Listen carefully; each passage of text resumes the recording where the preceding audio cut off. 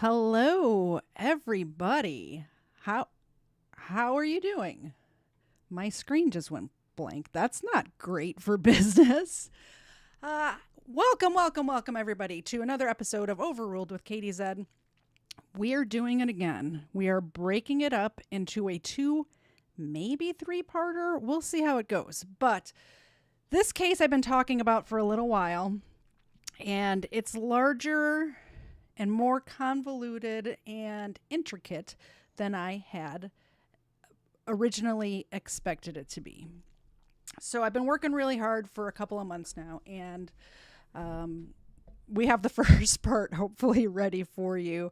The reason why we're breaking it up is because I want to make sure we get all the details right.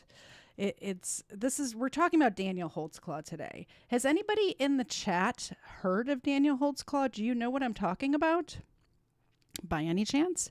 If you've heard of this case before, put a 1 in the chat. I am going to get my Rumble screen pulled up while you guys are answering the question. Then I'll come by and say hi to everybody. I got a lot of big shows coming up. This is probably the biggest in a while, the biggest case that I've covered. And it's very difficult to cover this in in a short, succinct way. So we're going to do it, like I said, in several parts. I hate doing 2 parts because when I'm watching true crime, I want an ending to the story. I don't want to be drawn along for 15 episodes or whatever. So I'm going to do it where I get all the facts for you, but also get all the facts for you, but also tell a good story and not have it drag on, right? So Jamie, I see you over there in the chat. Hello. Good to see you. Who else is here? Let me scroll to the top. Number 2 made it. Yay. Number 2 is here. I appreciate you, number 2. I know she's had a very busy day today, so I appreciate that. Christo, good to see you as well. And of course, as always, Erica is here. Erica's there in the chat too. Regulate. Number 2 in the chat says that my camera looks great today. It's because it's a new camera. So it should hopefully not be flashing. Hopefully my mic is not clipping. I'm working with all new technology today, so forgive me. Well, it wouldn't be a Katie Z stream if something goes wrong, so we'll see. Of course, Zena's here. There she is. Zena, put your head over here so the people can see you. There she is. If anybody decides they want to donate while we're live, we will give Zena, and Leia is here as well. Leia is not Ava. Leia is a different dog, but she's here, and they will both get a treat. So I would appreciate it if you did support me. It's not required. This is a free program, but I do appreciate it if you do. So let's jump right into it. But before we do, I wanted to let you know I'm having a show this week on Tuesday night, which is an unusual time for me, but I'm thinking it might become my usual time. We're still playing around with that. But Tuesday evening at 8 o'clock, I will be talking to North Georgia Audit, a gentleman named Shane Quiros, and he lives in the same general vicinity as me, and I've spoken to him before. You may remember my interview with him from about 7 months ago, where we talked about his time waiting for his trial in the Clayton County Jail. He's coming back on to talk about some recent stuff that has been happening with him, and I'm really looking forward to that show because as far as I know, he's being interviewed by Fox 5 Atlanta and me. I'm not sure if anybody else is interviewing him, so I'm sure Fox 5 Atlanta will do a 1.5-minute blurb on it, but we're going in depth, in detail. So I'm looking forward to that. I hope you're looking forward to it as well. That's Tuesday at 8. Let's get into Holtzclaw. So I promised you guys I was going to cover some bad cops, right? When I started looking into this case,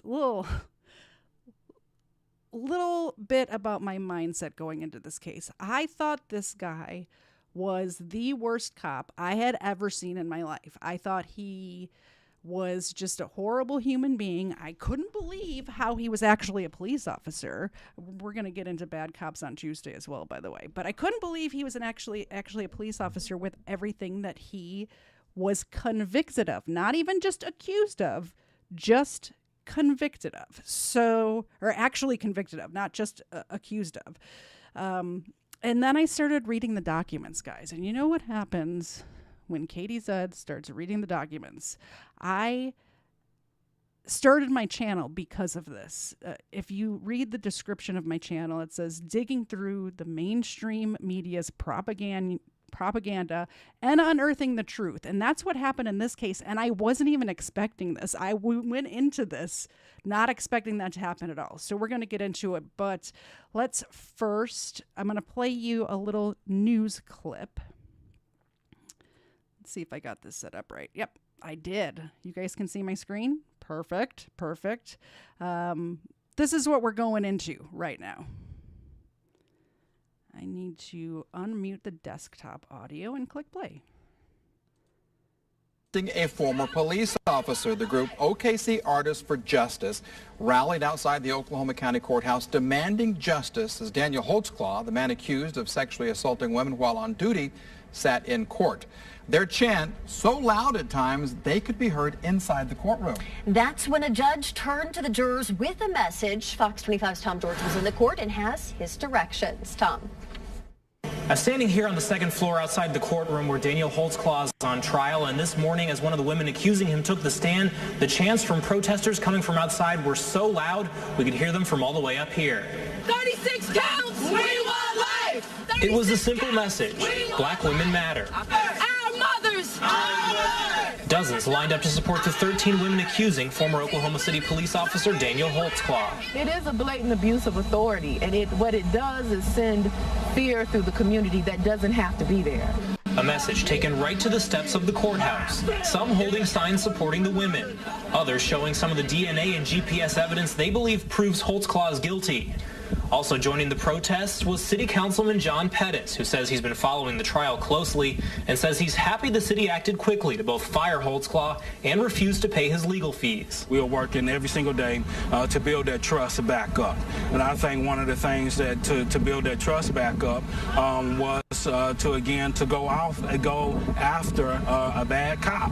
It was a message the jury and Holtzclaw were forced to hear, the chants echoing all the way up to the second floor, so loud that the judge had to stop and remind the jury not to let it impact their decision. Meanwhile, inside the courtroom, a fifth accuser took the stand.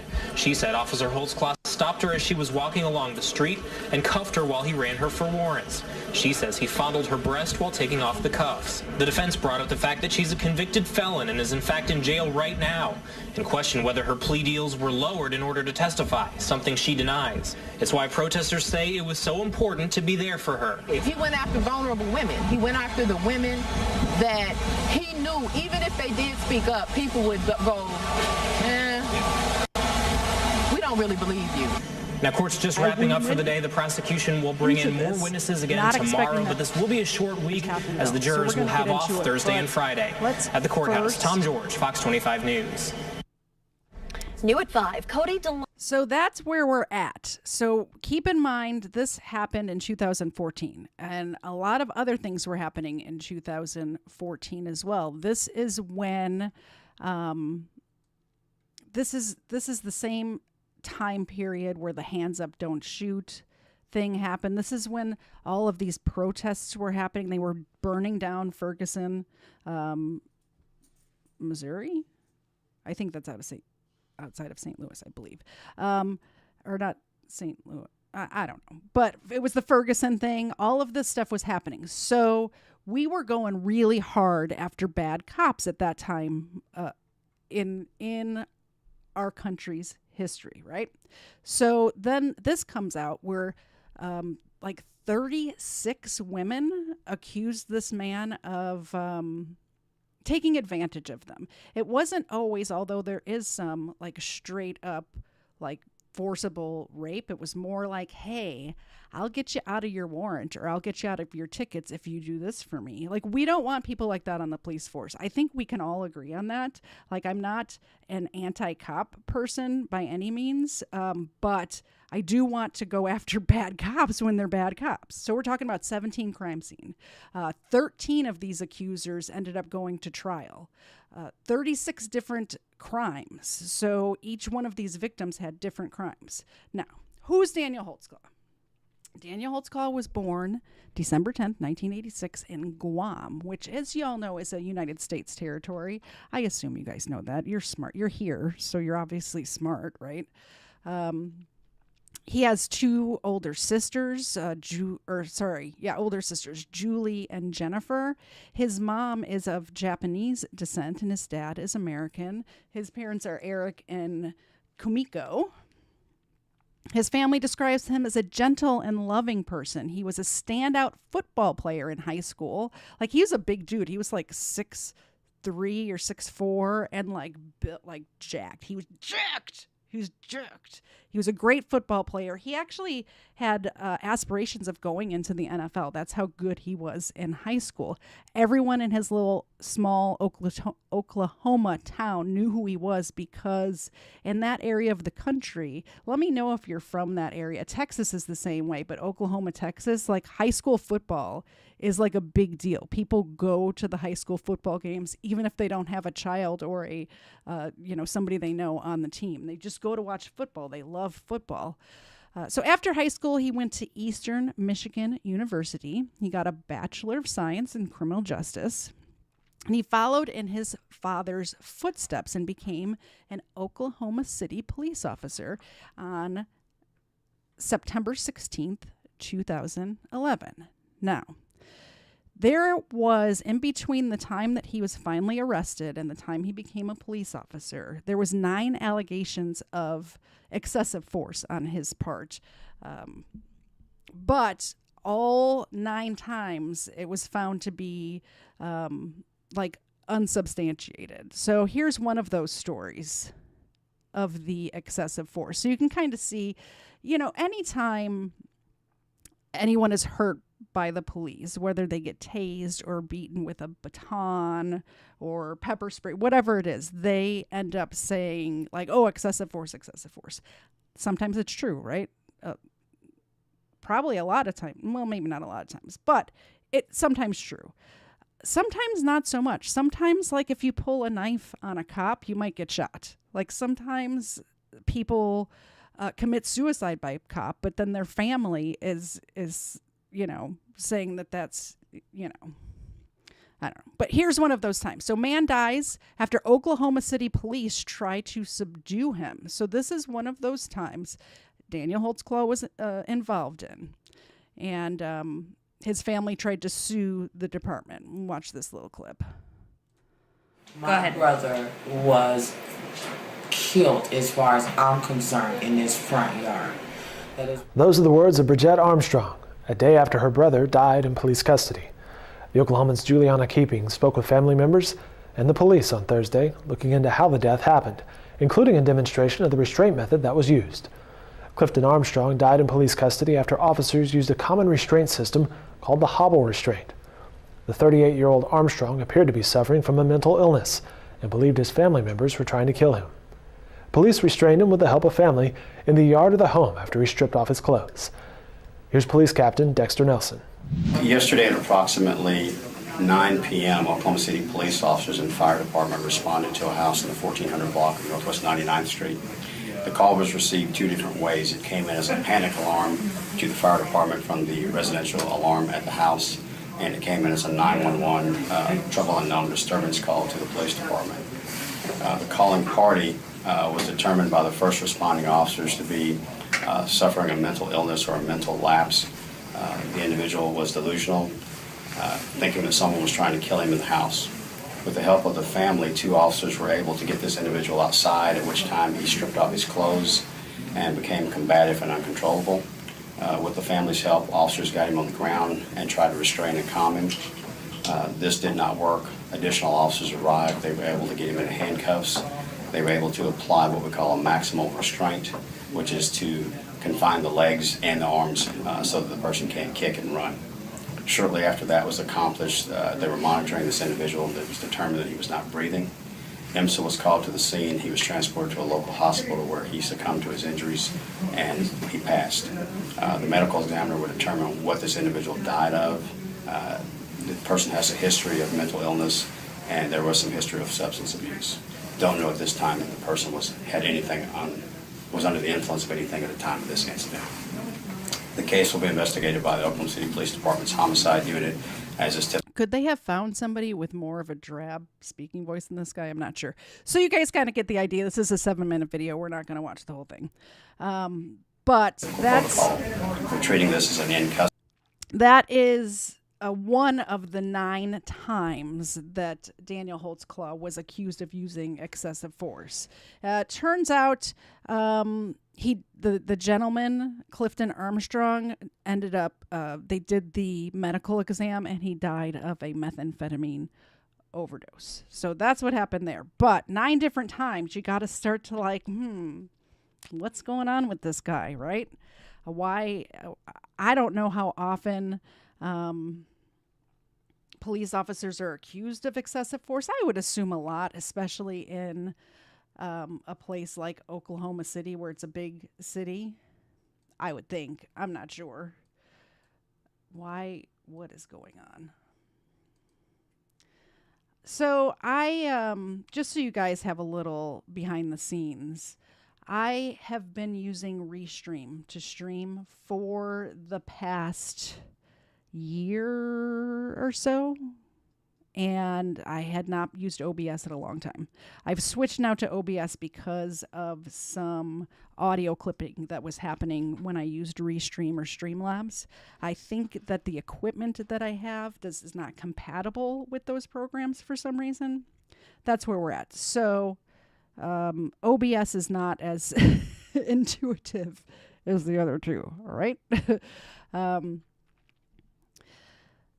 Okay, so 9 allegations. So Holtzclaw was accused of sexually assaulting multiple African-American women over the period between December 2013 and December 2014. These are aside from the excessive force allegations that we just talked about. This is a new topic. Targeting those from a poor majority black portion of the city, which, by the way, is where his like precinct, or that's where he was assigned. It's not like he went there specifically to seek these women out. Like, that was his area.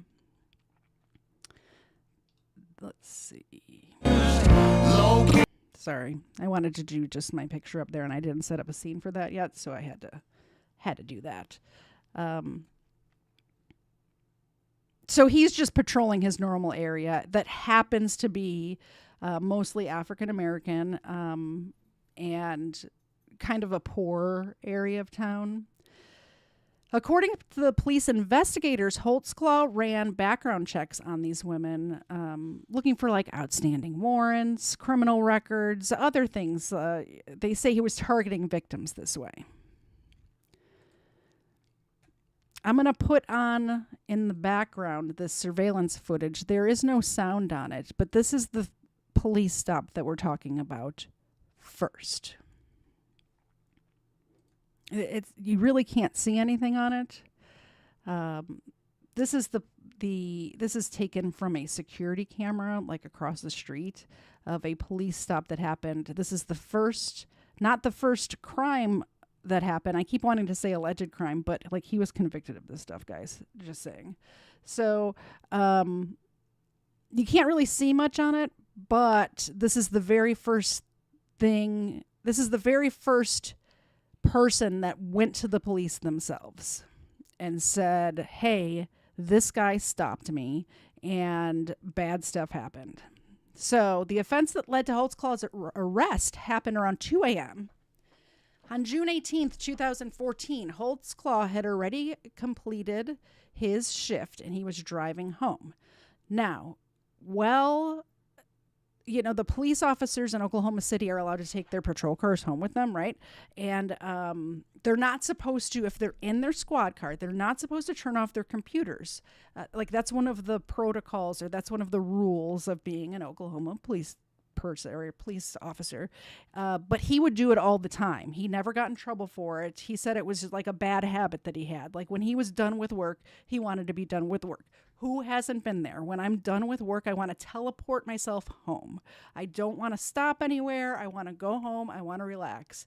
He was working till 2 a.m. So I assume he's kind of tired. He wants to get home, to hang out with his girlfriend, whatever it is he's doing. So he had completed his shift on the northeast side of Oklahoma City, and while driving to his residence in his assigned police vehicle during that time, Holtzclaw made a traffic stop without reporting it to dispatch, without running any records of the driver. And that's kind of suspicious, if you ask me. What do you guys think? Tell me in the chat. He says it was normal for him to do that, and he had never gotten in trouble for it before, but he also knew that it was against the rules. So the driver was Janie Liggins. She was a 57-year-old woman who was passing through the impoverished area that police said Holtzclaw was targeting. They keep using this language like he was targeting this area, but this is just where he was assigned to work.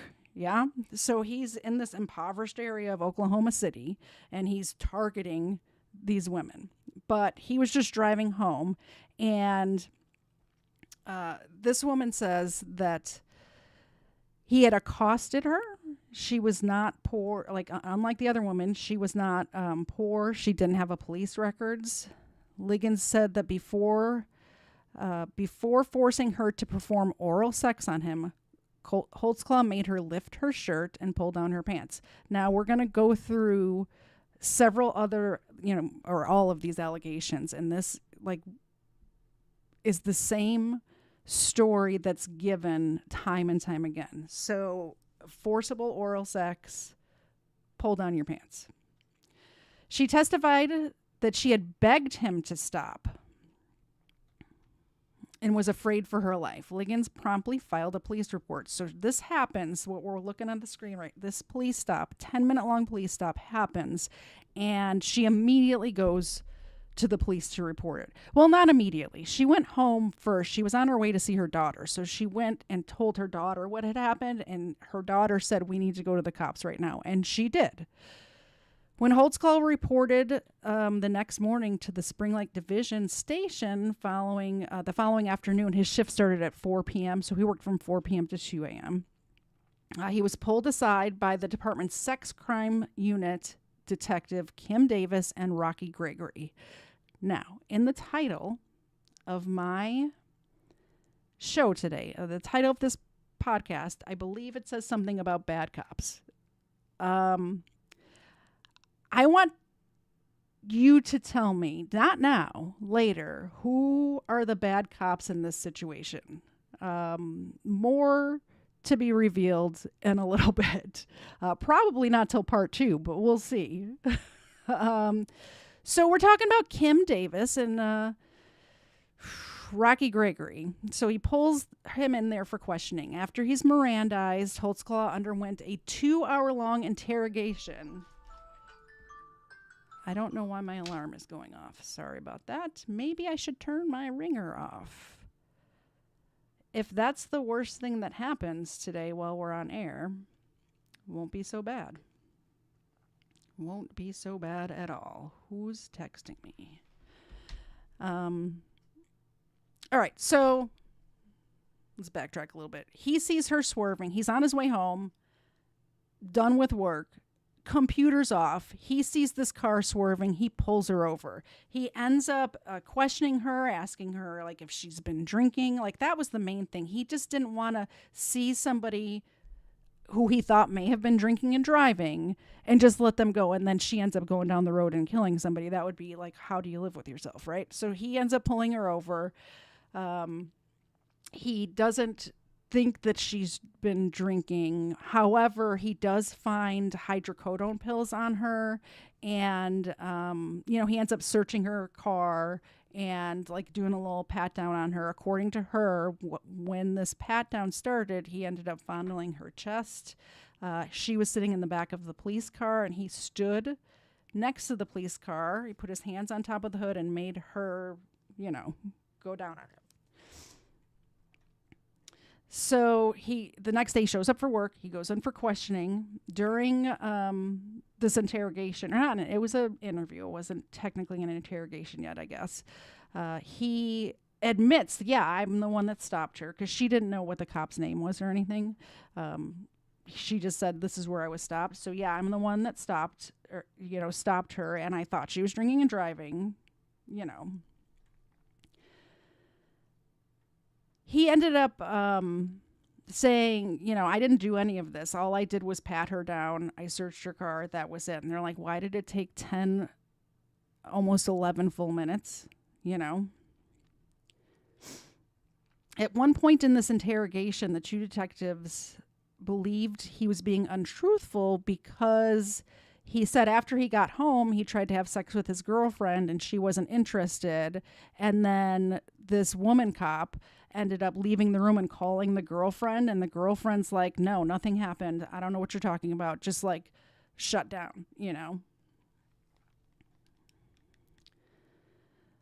At the end of this interview, he was released after the interrogation, but his commission, his entry cards, his uniform shirt, his pants, his badges, his firearms, both his handgun and his shotgun, his radio, his keys, all of the police stuff they took. They're like, we're taking all of that.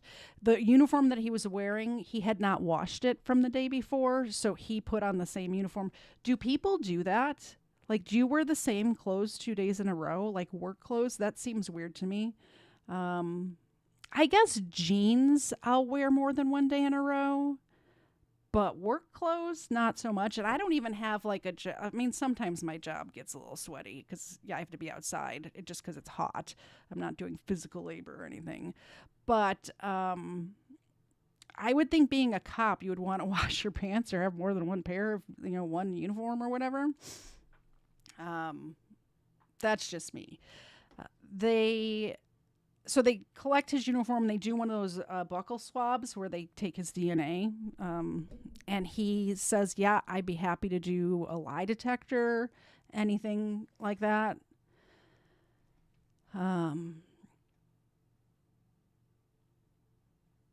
So he was placed on an indefinite paid administrative leave, which they always do at first, no matter what the allegation. It's a paid leave. After further investigation, eventually turned up a dozen additional complaints. Holtzclaw was arrested 2 months later on August 21st, 2014. And he was originally charged with 16, but then it grew to 36 counts of sexual abuse, including rape in the first and second degree, sexual battery, procuring lewd exhibition, stalking, and forcible oral sodomy. While reviewing the Liggins case, the two sex crime detective, Rocky and Kim, they started going back through records to see if there was any other women who said, hey, a cop abused me. Why does this keep happening? I thought I turned that off. My apologies, y'all. Let's actually fix it this time instead of putting a Band-Aid on it. Discard. We'll just turn all of this off. Perfect. So they went back to see if anything, like any other crimes had been reported, and they found a couple. And Rocky was actually working on one of them, which is the second victim we're going to talk about in a minute. But he's like, this sounds awfully familiar. We should talk to that lady and see what happened. Because they took the report. They didn't know which cop it was. So they just kind of like didn't even do anything about it. Keep in mind, the women that we're talking about are African American. They're poor. A lot of them were either prostitutes or on drugs. They're hanging out in areas where there's drug deals going on. Like the way this area is described, it reminds me of the west side of Chicago that for no reason in particular I happen to be at a few times in my life, right? Anywho, let me put the chat on the screen for you guys. I'll put it over here. That's another thing now that I'm using OBS. I cannot pop out chats anymore, so my apologies for that. But I can put it on the screen while I'm talking for a little bit, right? Or not. And then I press the wrong button and stuff happens. Hold on, I can put it back up. Can I? Let's see if I can figure it out.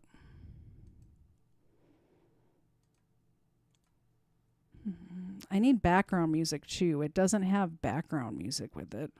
Like with OBS, I have to find my own background music, and every time I try to do that, it ends up, I get a copyright because people say it's copywritten free, but it's not. Where was I? Okay, so they end up, Rocky's like, hey, this other woman, I think that this might be a similar case.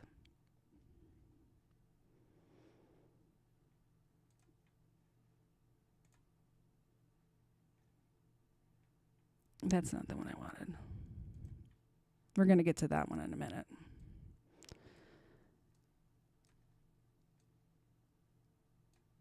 I'm going to get it together, I promise. I think I need to put it here. Every time I press a button, stuff disappears.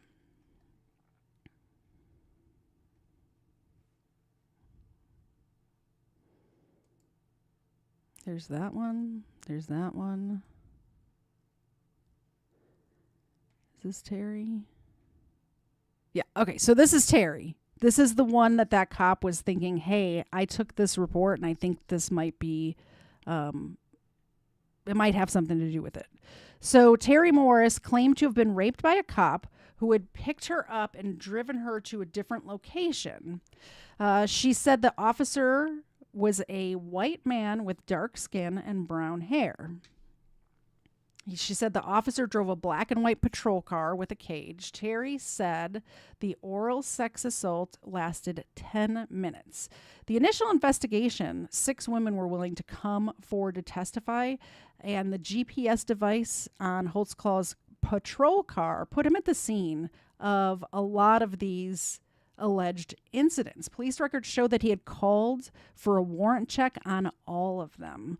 Their investigation covered a 6-month period, beginning with the first woman who was willing to come forward, a woman whom Holtzclaw arrested for drug possession in December of 2013. And then he forced oral sodomy and while she was handcuffed to a hospital bed. Let's see if I get the right thing this time.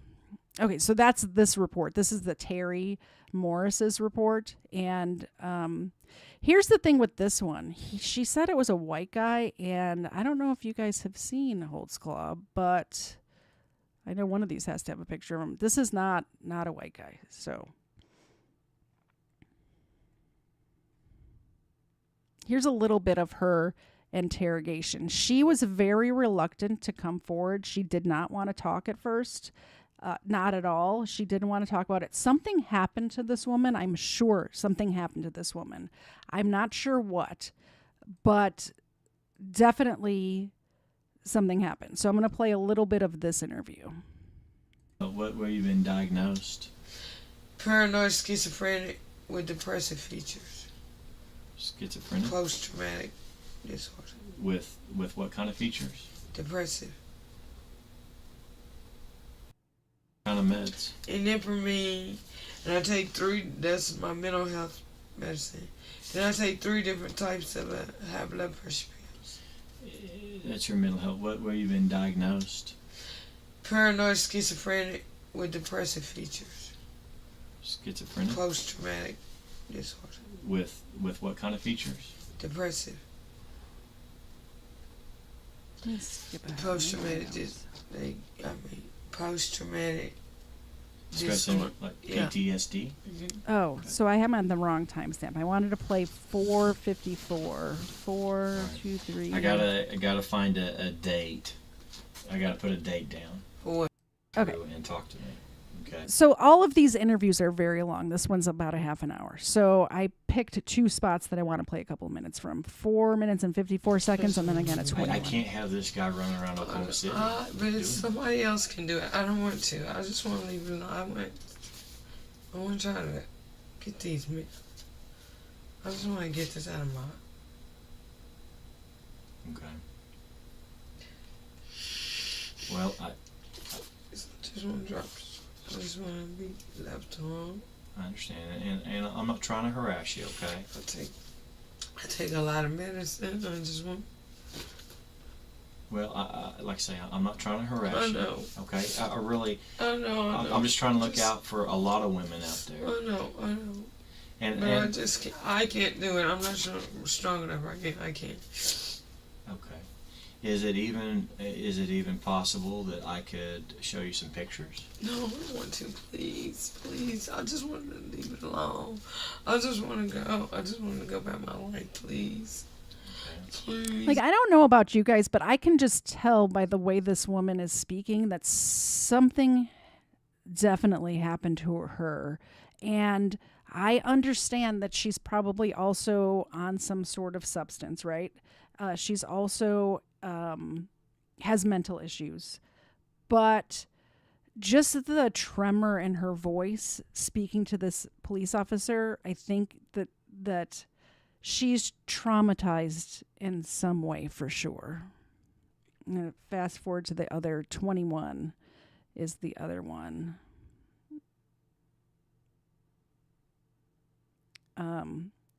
She ends up in this first interview not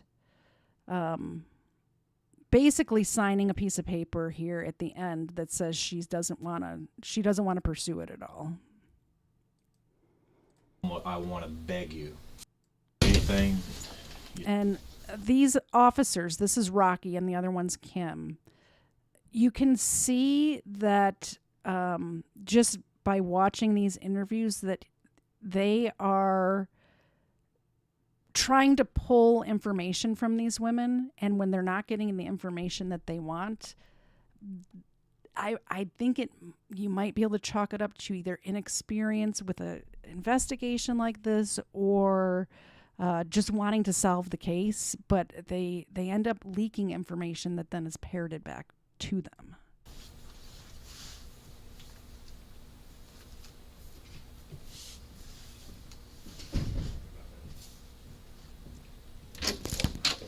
Okay. Terry, is there anything you'd like to tell me? Anything that I should know? I can't tell you. I want to beg you to give me information. I know. I was supposed at first. Then I talked to my cousin. I just rather leave it alone, like he said. You know I'm on your side. I am one of the good guys, okay? I'm sorry. No, you don't have to apologize for anything, okay? Okay. Is it the mental issues? Is that affecting you, or? Yeah, kind of. I go to counseling. I just rather leave it alone. And I just want to go start over with my Amy. Well, I'll be gone for summer. But you know, the thing is I still got to watch other women. I know, I'm sorry. Don't put that on me, please. Don't. I'm sorry. Yeah, that's not Which, right. by the way, he's absolutely correct. If you are a woman or anyone really, and you're a victim, you have to come forward, because people who actually do this sort of stuff to women don't stop with one woman. There will be other victims if you don't report it. So he's correct there. But as you can see, she's very reluctant. Do me like that? I'm not trying to be mean, but you understand why. That's not right to do that to me. Well, I'm not trying to be mean, but you know I got a job to do, okay? I'm gonna give you my number, okay? You can call me. And even if you lose this, you know that the sex crimes Oklahoma City. I don't care if you got to call 911. Okay. Don't get them switched over. Okay.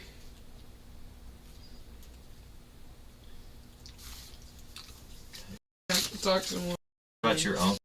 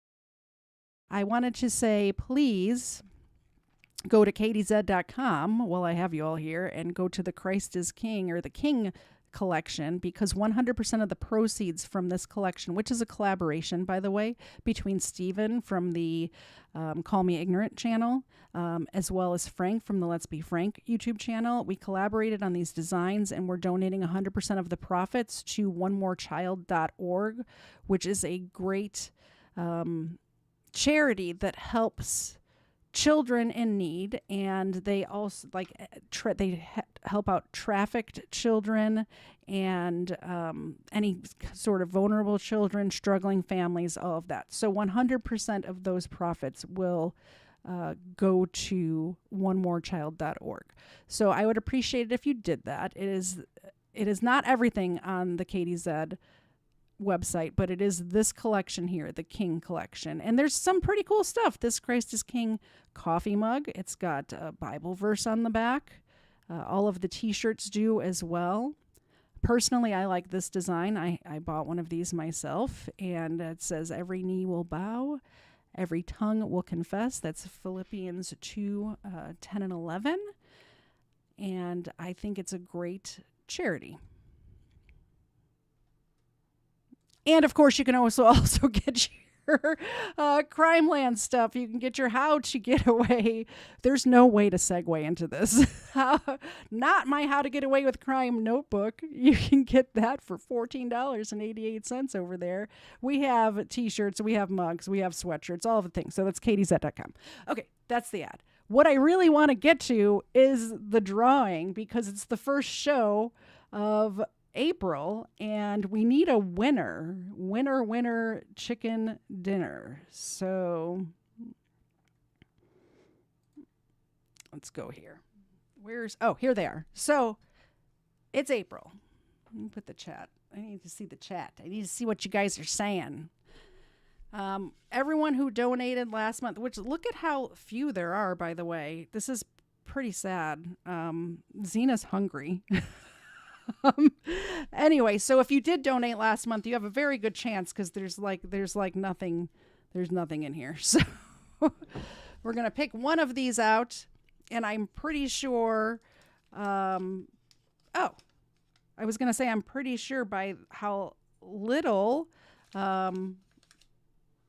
you guys supported last month, we're only going to do one this month, but I'm pretty sure all of that is going back into buying Erica, who just won. Can you guys see that? Erica won. Erica, congratulations. You are the winner. And I will get with you offline so you can pick your prize. Yay. All right, we're throwing the rest of you guys away, and we're going to start over. So if you donate today, it starts the new month, and we'll go from there. Okay, I think that's all the ads. Did I cover everything, number 2? Is that everything? I think that's everything. So let's get back to it. There we go. Get rid of that. Done with that.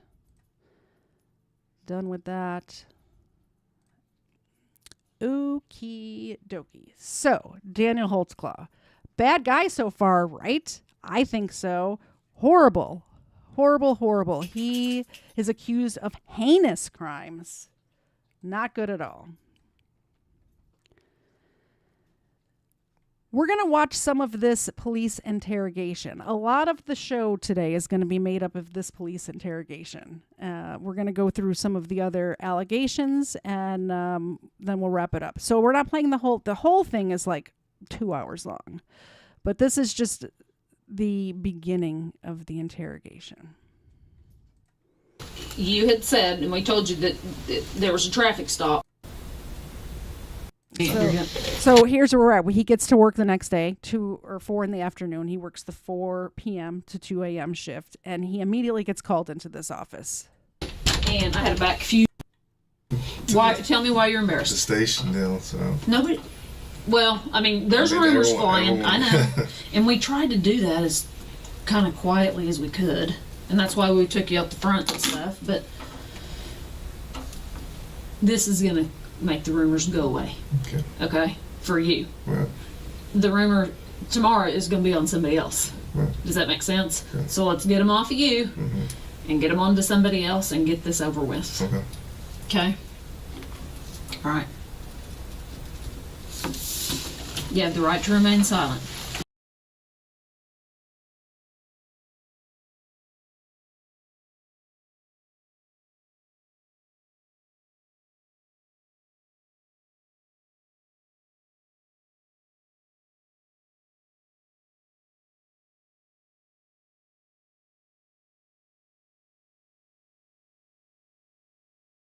You understand that? Okay. Anything you say can and will be used against you in a court of law. Do you understand that? You have the right to talk to a lawyer and have him or her present with you while you're being questioned. You understand that? If you cannot... The issue is I don't have a physical button. I have to click on the screen and I forget. I was just saying I'm bumping it up to play faster, but if it bothers you guys, let me know in the chat and I'll put it back to normal. I always listen to all of these sort of like long form, a lot of times police interrogations, but I listen to them at like 2 times speed. Well, 175. And my brain is used to listening to stuff. Like when I listen to audiobooks, I do the same thing.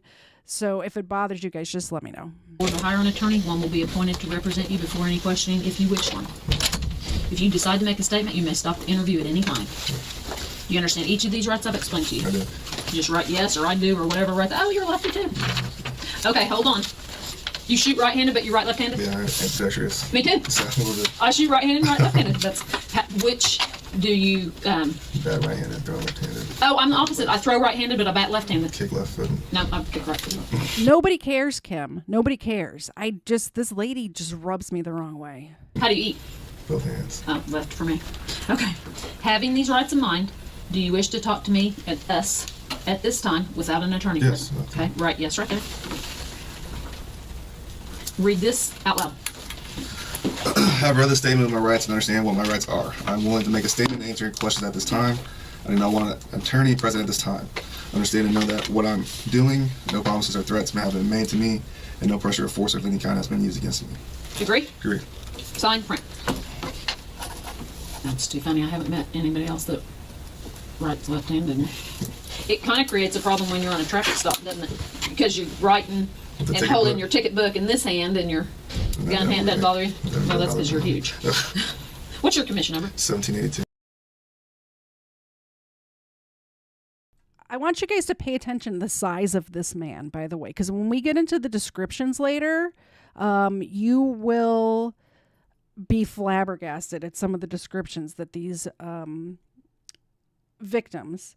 I keep wanting to say, like, I do so many where I have to say like alleged or alleged victims or accused. Like he's found guilty. He's guilty, right? He's sitting in prison right now. So his victims described him not as a 6 foot something like jacked police officer.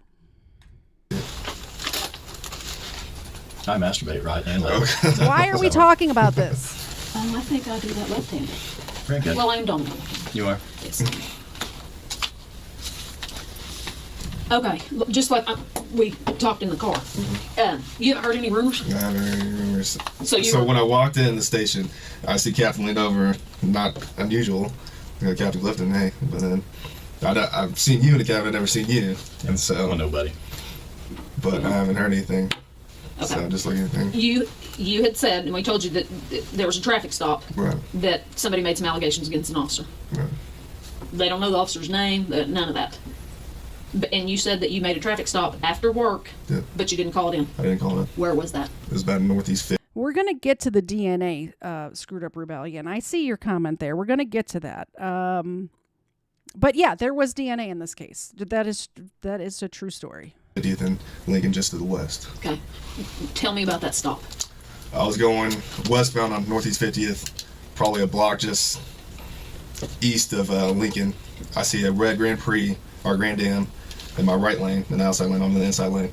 The car swerves, and so at the time I'm thinking, okay, it's probably a drunk person, or maybe got excited because they saw a cop. So I kind of fall behind it, kind of drifting just a little bit, not crossing lane lines, nothing crazy. So I lighted up because at first the traffic violation I saw at first when it swerved. That was just west of Northeast 50th in Lincoln. And then made contact. It was a black female. Asked for license insurance. Stated that she didn't have insurance, gave me an ID. At the time I'm like, do you have a valid insurance or a valid license? She said no. I told her, I just got off work. I mean, what's the deal? You know, why are you swerving? And she says, I'm just trying to go home to Ann Arbor-ish on a. Another thing I forgot to mention when I was going over this first Janie Liggins police stop is that her driver's license had been suspended for 30 years. That's 30 years. So she had the hydrocodone in the car.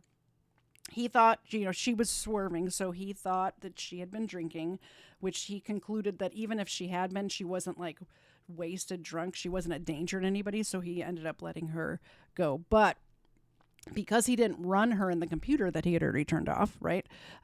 He didn't realize until afterwards that her driver's license had been suspended for 30 years. 30. She said she had no idea that her driver's license was suspended for 30 years, but don't you go and renew your license every now and again? Like, wouldn't you realize that it was suspended eventually? Also, when they talked to her, she had a boyfriend or fiance that was the same man for like 15 years or something like that, a long time. And he said that she did know, and he would do most of the driving, but that night he was very tired and he thought it was unsafe for him to drive, so he let her take the car. I admit I've done the same thing. Before I got my driver's license, I drove for many years in Chicago with no driver's license, so I don't fault her for that at all, but I forgot to add that in before. On the northwest side to see her daughter or something like that. So I asked, is there anything on board as far as the vehicle? Is it okay if I search your vehicle and whatnot? She said, the only thing that's inside there is a Kool-Aid cup. I'm like, is there anything inside that Kool-Aid? Is there liquor or anything inside the Kool-Aid? She says, no. I'm like, okay, is there anything else inside there? She says, there's pills. I'm like, is that the only thing? And then, so I said, can I have permission to search your car? She says, yes. I go inside the car, I see a lot of pills. But, what kind of pills? I didn't really. Like scattered pills or in a bottle? She said it was hydrocodone pills, but I just quickly looked at it. I think I saw her name on the prescription bottle, so I didn't. Oh, so it was a bottle. Right. Okay. There were several bottles in her purse. And then, so at that time, I just returned back to her. It's like, okay, I saw your pills. I didn't see any alcohol. I sniffed the drink, didn't smell any alcohol in the Kool-Aid. I'm like, okay, I'm just off work. I'm tired. Get your license taken care of. Just mine. So she didn't have a driver's license? She didn't have a driver's license, and I was just like, go to DPS, Department of Public Safety on King, get that taken care of. I was kind of loose after that. Okay. Then where'd you go? I went straight home. Okay. Do you remember her name? It was on the prescription. I don't. Okay. Do you make traffic stops normally after work? I don't, but in that case, I saw her swerve and whatnot, so I mean, me, I don't. Felt. After I get off work. I know. I mean, people can't say that as have a, whatnot, to have the vision, whatever. But I felt like I needed to make that traffic stop. Okay. How was she? Was she respectful? Was she? She felt like she was nervous and whatnot, and I'm like, why are you nervous? And she was even crying. I'm like, why are you crying? Why are you nervous? Whatnot? And she's just like, I don't know. I'm just nervous because you're a cop and I got pulled over. I'm like, nothing you have to be nervous about. And I told her, I'm like, I don't really want to take you to jail for no SDL or anything. I just got off work. I'm tired. So, with my officer courtesy or whatnot, and so I go get that taken care of tomorrow. Later on, away. And you don't have to fix. I'm not going to sit here and go, why didn't you Right. figure it out? Well, You're that's less. the reason why. No, I don't care. Was she drunk? Did you think she was drunk? I think she was. She drank, but I don't think she, with my experience, I don't think she was past the legal limit. Right. So, I mean, and that's what I asked her too, is like, with your pain medicines, with hydrocodone, everyone knows that you drink with that, it maximizes the effect. So I asked her that, she said no. But when she was in the back of my car, when I was in the front car, and the driver said I could smell it off of her, but I don't think she was still past the legal limit. okay. So you got her out of the car? Yes. Okay. And put her in the back of your car? Yes. Okay. Any problems there? No, she was cooperative. Didn't give me any problems or whatnot. Okay. And then you searched, did you?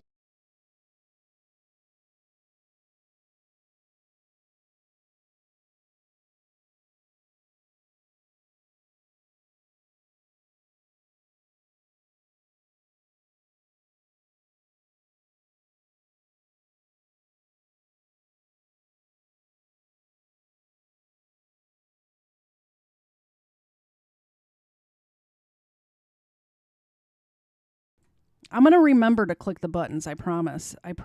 It's I'm using a new system and it's confusing and I'm blonde and kind of dumb. So, Screwed Up Rebellion was saying in the chat that he should have gotten a lawyer immediately. And I absolutely agree. You should never, ever speak to the police without having a lawyer present. It is your right to have a lawyer. I mean, if you can't afford one will be appointed to you by the court of law.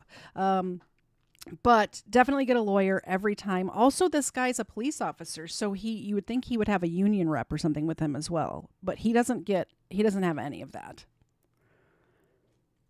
Did you run her through Unit 800? I didn't. You didn't. So, did you run her on your MDT? No, I didn't. All my stuff as far as that, because I didn't call it in and say I was at a traffic stop, my computer was off and everything as well. Did you shut it off? I just shut it off, work? yeah. On the way, on 50th, I turned it off right before the traffic stop, basically. Okay. And where did you pick her up? 50th and what about? 50th and Lincoln, just to the west. But no, where'd you see her swerve, kind of? I said a block just to the east of Lincoln and 50th. Okay. She pull over right away? She was in the right lane and the outside lane when I saw her swerve. And so she saw a police car right there, and so she kind of did what everyone does, slow down. Kind of, okay, he's going to pull me over or not. And then I lit her up about 50th and Lincoln, past the intersection to the west. Okay. When you put her in your car, did you pat search her? When I came around, I was like, lift up your shirt. Is there anything on you? Anything as far as your waistband or anything like that? She said no. And then I put her in the vehicle and went from there. Did your hands go on her at all? I backhanded her on as far as the side. Where on her body? Tell me. You backhanded her waist, and the back portion. I didn't touch her butt or anything, but the back portion of the waist. And so when he's saying backhanded, he means that he patted her down like with this part of his hand instead of this part of his hand. So I just wanted to make sure you guys knew what he was talking about. He didn't like backhand her like, like I do to Mr. Zett. No, I'm kidding. I don't do that to Mr. Zett. That's silly. Then she lifted it up like right here, and there's nothing. Did she lift it up like this? No. Okay. So she never like went, ooh, nothing, No. exposed her breasts or anything like that. She asked me if I was like, no, it's okay. She asked you. If you want to search me, I'm like, no, it's okay. So she never like put her hands on the car and you. No. Okay. Where was she positioned or standing when you did the back of your hand on her? Probably the front right fender of my patrol vehicle. But was she facing you or was she turned? No, she was facing away from me. And you just kind of did it like this? this? Yeah, back there, yes. Okay. Did your hand go on her butt or anything? No, that's what I was saying. It was the hip, the side, not the butt section. What about right here? No. You didn't? No, I didn't. They can tuck a gun That's right why here. I asked to lift it up. Oh, so she just kind of showed you her belly? Right. Okay. Then you talked to her for a little bit. Right. After you searched her, you put her in the back of the car. Right. Then we used to always kind of keep the door open and talk when they're not like combative or anything. Did you talk to her and get information then while she was in the back of your car? Right. I talked to her for a little bit just as far as what's inside the vehicle. Can I have consent to search your vehicle? Is there anything in the Kool-Aid? She said no. Just talking to her, what's the deal? Why are you driving late at 2 o'clock at night? Why did you swerve? So she's going to Ann Arbor on the northwest side to visit her daughter, I believe. So. Then you went up and searched her car? After she gave me consent to search the car. How long, you think? I did a quick search, to be honest with you. I looked under the seat, boom, sniffed the juice, whatever she's had, and I didn't smell alcohol in it. Went through her purse, like she said, there's pills in it, looked at it real quick to see if their name was there, and that was basically it. Okay. Then when you went back to her, what happened? And when I went back to her, I was like, okay, I didn't smell any alcohol on your car and your juice thing. And I'm like, what's the deal? Are you really drunk or not? And she's like, no, I'm just trying to go back home. And at that time, I was like, okay, but I'll go ahead and follow you. I said, I'm not going to take you to jail. I'm tired. I'm not going to take you to jail. I'll go and follow you. And let's go back to 44 and you head westbound on 44. So that's what we did. Did you follow? What's wrong with drinking Kool-Aid, number 2? I don't see a problem with that.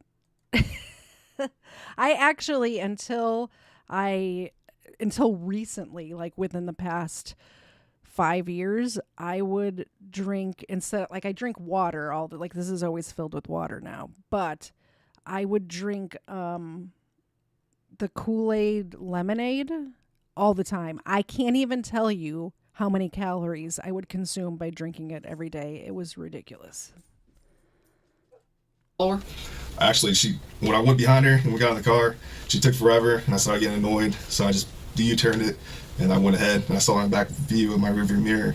And she was following at 44, and then I took off going northbound on Broadway Extension while she took 44 to go west. So you were able to see her do that? Yes. And go. And then did you lose her when you got on Broadway? When I went to northbound on Broadway and she went 44 west.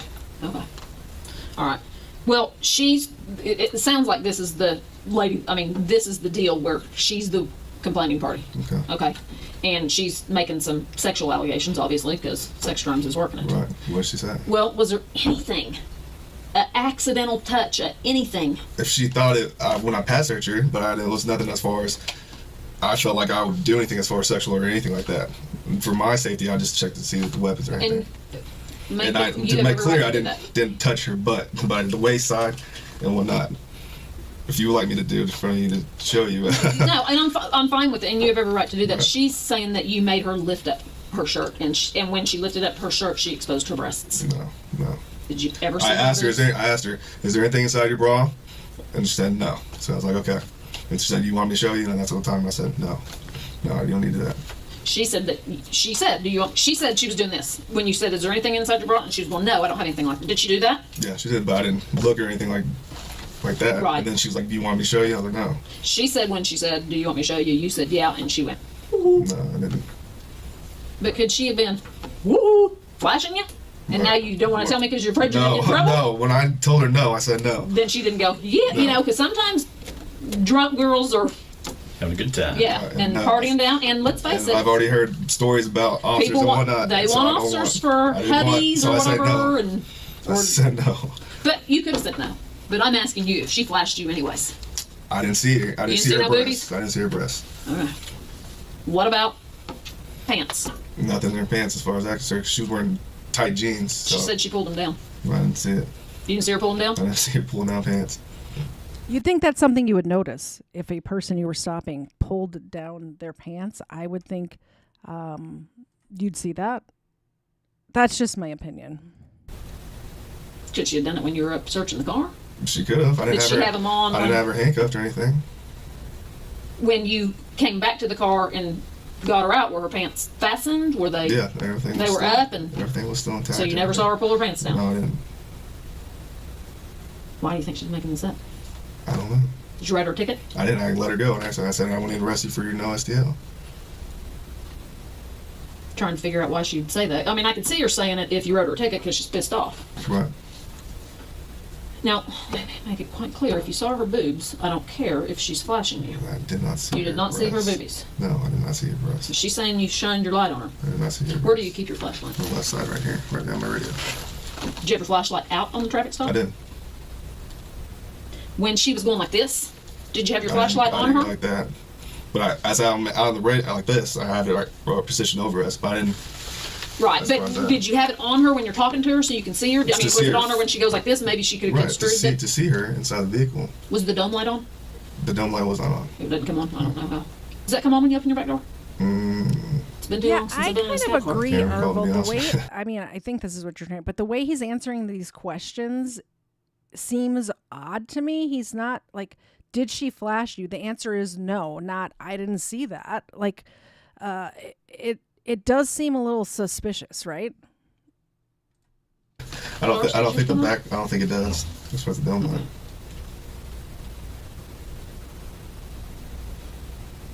I'm just trying to figure out.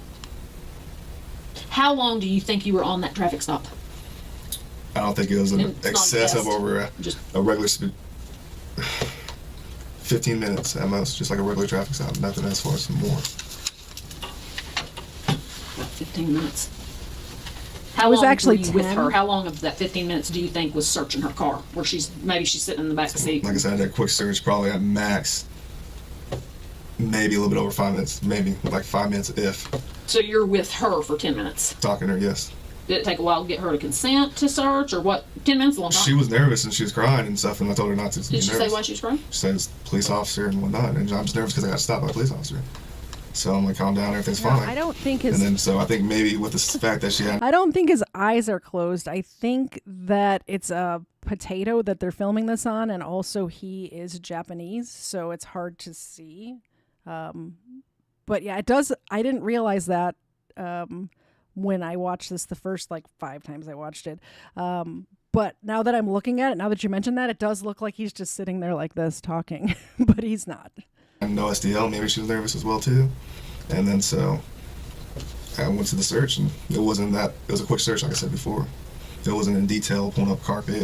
It was a quick search. Because you were just ready to go home. I was ready to go home. Did you go home, go straight to bed? I went home straight to bed. Okay. Think of anything yet? Well, I think that was pretty good. Wasn't that pretty easy? Hey, we got to do this. Okay. If you don't mind. I got to take your buckles. Okay. We're doing that in the. That's fine. All right. Did we buckle swap anybody in the academy? I don't. As a demonstration? I'll let your name next. I don't even know how to spell it. How do you say your name? Daniel Holtzclaw. Holtzclaw. What is that? It's German. Can you speak German? No, I can't. Hey, read that out loud to me. Yeah.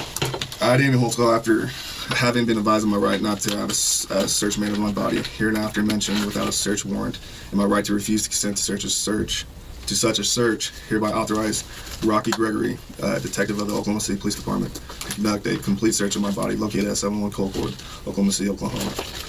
Officers are authorized by me to take from my body samples of swabs from my body which they may desire. This written permission is being given by me to the above named police official voluntarily and without threats of promises of any kind.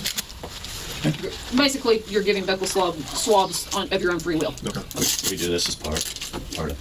That's too fast. See, this ain't so bad, huh? Well, I never had this done, so. Stay up. There we go. And you get a free teeth cleaning with your first time. You won't go none though. All right, and then we're gonna have one more round. I turned off my phone. We'll have a couple more questions. Yeah, his dad is German, his mom is Japanese. All right. This side.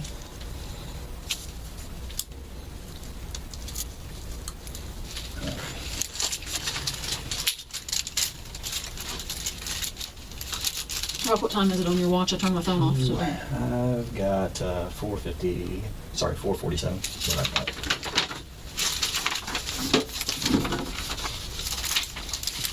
So do you usually do traffic stops on or what was? I don't. Like I said before, I really rarely don't. I usually try to get home because I'm tired of them and shit. Well, are you a big DUI worker? When I first started coming out, I did.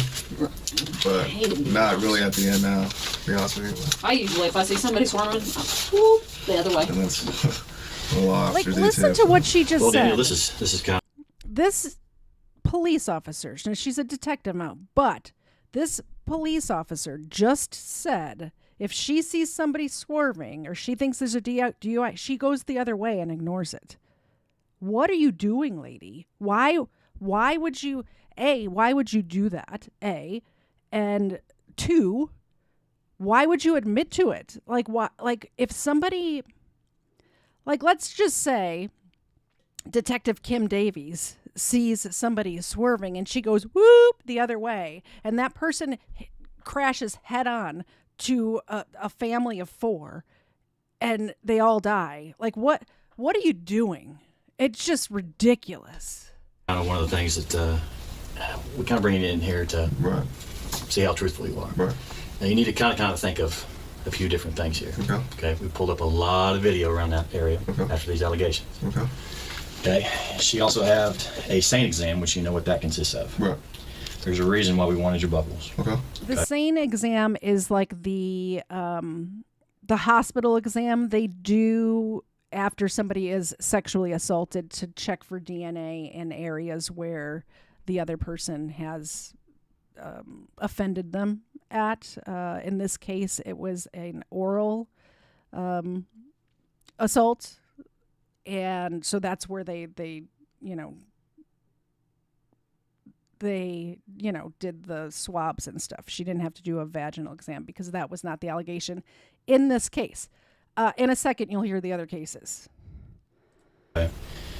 Now, and we can go through a couple different things of why we've got you in here, but you sure there's nothing you want to? Nothing. So if we go off the video and watch that, right, you're still going to stick We with your saw story. that video, by the way. If we go off DNA? Like, they're using this video, if we go off the video, but they've seen the video that we watched earlier already. You can't see anything in the video. You really can't. I think we played it through like 1.5 times. You can't see anything. It's at night. It's 2 a.m., right? It's from a business like across the street, filming that. Or maybe it was the same side, whatever it was. But it was far away video, and all you could see is the lights. You couldn't see any people in that video at all. Yeah, as well. But they're telling him this. Like, as far as Daniel Holtzclaw knows right now, there's video of everything that happened at that traffic stop. And he's saying, no, you're not going to see anything because nothing happened. Should we show you the video? Yes. You do want to see it? Yes. So there's nothing that... Everything that I recall of that night is what was asked and everything. Like, that's what happened. I'll show you, like, we'll come back to this, but is this the one? Yeah, this is the extent of the video. This is all you can see in the video. It's 10 minutes of exactly this, by the way. So even if I make it big, like, can you guys tell what's going on? You can't see. They even have this little spot here where they've zoomed in. You can't see anything that's happening in this video. But remember, he does not know that. The cops, Kim and Rocky do know that. They've seen this video, right? Daniel does not know how clear this is. He knows that there are cameras in the area. He knows there is a video. He has no idea what the video shows. And he's like, yeah, show me the video. Definitely show me the video. Have I maybe not asked enough questions? I think everything covered as far as that. Do you recall putting your penis in her mouth? I don't. Would you recall that if you did it? If I did, yeah. Why is he answering like this? It's so weird, Daniel. What are you doing? Like, do you recall putting your penis in her mouth? No, because it didn't happen. Not, I don't remember that happening. Like, what are you doing? He's sinking his own ship right now. It's driving me crazy. Okay. Well, I think you really, in all honesty, you need to really double think about this. I mean, I got to be honest with you. It doesn't look really good. Okay. I mean, in what you originally thought, detectives just don't roll up in there for no reason. Right. Okay. And we just didn't pick you out. Okay. Right. I mean, there's a whole lineup there. Mm-hmm. Okay. But there's definitely enough here to bring you in here to start questioning you. Right. Okay. We knew you were on that stop. Right. We knew you were there. Mm-hmm. And we can watch a whole lot of actions being performed while you were there. Lies. Okay. And that's why she was trying to give you every out on the whole booby thing. Right. Okay. Now, is there any reason at all, even from whatever angle, because, it takes a little bit to clear up those videos. Right. But any reason why your penis would be out? No. Nothing? Nothing. Okay. Now, in doing this, you know how SANE exams work, and I ain't got to explain about DNA or anything like that. Right. Now, I didn't say you had sex with her. Right. Okay. But getting a blowjob, okay, that is a different story. Right. Okay. You see my concern here. I'm just listening to you, sir. I know, but I'd rather listen to you and you start talking. That's all I have, sir. Okay. Are we going to get something from the SANE exam? Go with the SANE exam. Do you understand that you don't have to full-blown ejaculate to get something out of the SANE exam? Right. We can get skin cells, we can get pre-ejaculate, we can do all that and still get DNA. Right. And did your penis go in her mouth? No, it did not. Okay. Because DNA will That's clear it up. the way to Here's the deal, answer. too. He did that correctly that time. No, it did not. That's the answer. Not, I don't remember my penis going. Like, what? Seriously, Daniel. We can fall on the sword. Yeah.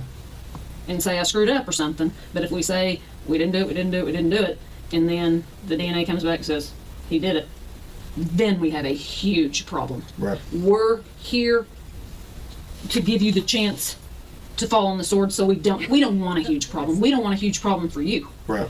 Is there any reason your penis would be out while on a traffic stop? Is there any reason your penis would be out? No, there's absolutely no reason for a cop's penis to be out on a traffic stop, on a DUI stop, maybe like she wasn't a DUI, but on a traffic stop at all. Honestly, if I were to get pulled over for speeding, and the cop walked up to the side of my car and his penis was out, I'd have questions. I'd be worried. I'd be a little worried. This is time. It's time. If it touched her mouth, if it touched the inside of her mouth for 1 second, 2 seconds, 3 seconds, you got to tell us now. Look, there's a huge difference. There's a huge difference in between a rape being forced and some old girl who wants it. Right. Okay, we've had plenty of that. We get that. We know that. Okay, but there is a big difference. Okay. Right. But I'm just saying, these videos ain't helping, and we're going to do the comparing and all that. Okay. Okay. But it's not looking good so far. Okay. Okay. And I don't want to see anybody go down for something that there was no force. Right. Now, I'm not seeing any beating or anything like that. Right. Okay. I'm not seeing that big time, big guy forcer type thing like what we do see. Right. But if it was a get out of jail free card, that happens. Right. And we know that happens. Right. But we got to know that. We got to know that versus, he made me, I didn't want to, blah, blah, blah. If it's a get out of jail free card, then that's a different story. And we've worked enough of them, cases that it didn't happen. So I want you to pay attention to this part right here. Kim Davies is saying, if you were exchanging, I won't give you a ticket if you go down on me. This is in her head. Nobody else has said this. Janie didn't say this. At this point in time, nobody else brought this up. When we go through the allegations later, I want you to pay attention to how many women say that is what happened. And there's only one place that they got that from. Either A, it's true, and that's what he did, or B, these two officers are putting that into the victims' heads. That came out of nowhere, except Kim's brain. This is where we're at right now. Okay, and that's why we wanted to hear your version of the story. Right. Whether we just go off of what we see and whatever this tests out as. Right. Okay, but so I'm sticking with my story. Okay. On the video, are we going to see her boobies? You shouldn't see her boobs. I didn't see her boobs. Why would you say you shouldn't see her boobs? Why wouldn't you say no, absolutely not? Absolutely. The way he's answering is just driving me bonkers right now. Just absolute bonkers. Pants down. I didn't see her pull her pants out. Are we going to see your penis out? No. Are we going to see your penis go in her mouth? No. Are we going to get any DNA to that? No. Let's switch up for a second. You had another girl. Okay. You probably not necessarily going to remember the name, but her name is Terry Morris. Okay. Black female. Supposedly you promised her a ride to the city rescue mission. Does this ring a bell? No. You did a traffic stop with her. She thought you ran for warrants. Clicking. By the way, that's the second. That's the second woman that I played a little bit of her interview where she was. Obviously, something did happen to her, or I believe something did happen to her, and she had the mental issues. That's that person. So this Kim Davis gets assigned Holtzclaw's case. This other detective, Rocky, was working on Terry's case, and that's where this is coming from. Terry, that the woman who we saw the interview for, Terry Morris, she reported that crime several weeks earlier, and the police in Oklahoma City did nothing about it, didn't investigate it, nothing. But it's in the back of this guy's head because it was his case. He didn't even follow up with her until Holtzclaw got arrested. No, name doesn't. I don't recall a name like that. She's claiming the same thing, the exact same thing. And here again, for whatever reason, things are pointed at you again. Right. Now, this was before even this incident this morning. Traffic stop, not logged in, all that stuff. This morning? No, this has been a little bit ago. Okay. This was here just a couple of weeks ago. Okay. Okay. Anything? I don't. Do you remember stopping? I don't recall a name like that anymore. Well, I wouldn't remember a name. How about black female downtown, city rescue mission? That's what I was trying to jog your memory. I haven't been to a city rescue mission. I didn't say you made it there. Have you promised anybody a ride to the city rescue I haven't mission? asked anyone asked me to city rescue mission. No, she didn't have to ask you. Did you offer to take anybody to the city rescue mission? No, I don't offer anyone because I don't like going there. To be honest with you, I don't like dealing with what? I don't like going over to the city rescue mission or anything like that. Okay. How about any stops of a person just walking, even just downtown? Anywhere downtown? No. I don't. In Spring Lake, I don't go downtown. Besides, if I go to class in not class in, but Western and Maine to Valero's, or the jail, or jail, or headquarters, property. Right. And you just don't remember doing any of those type of stops. No. Not in the last month or so. No. Do you run everybody that you come in contact with? Majority of the time. But you didn't run old girl this morning. The 50th in Lincoln? No, I didn't run her.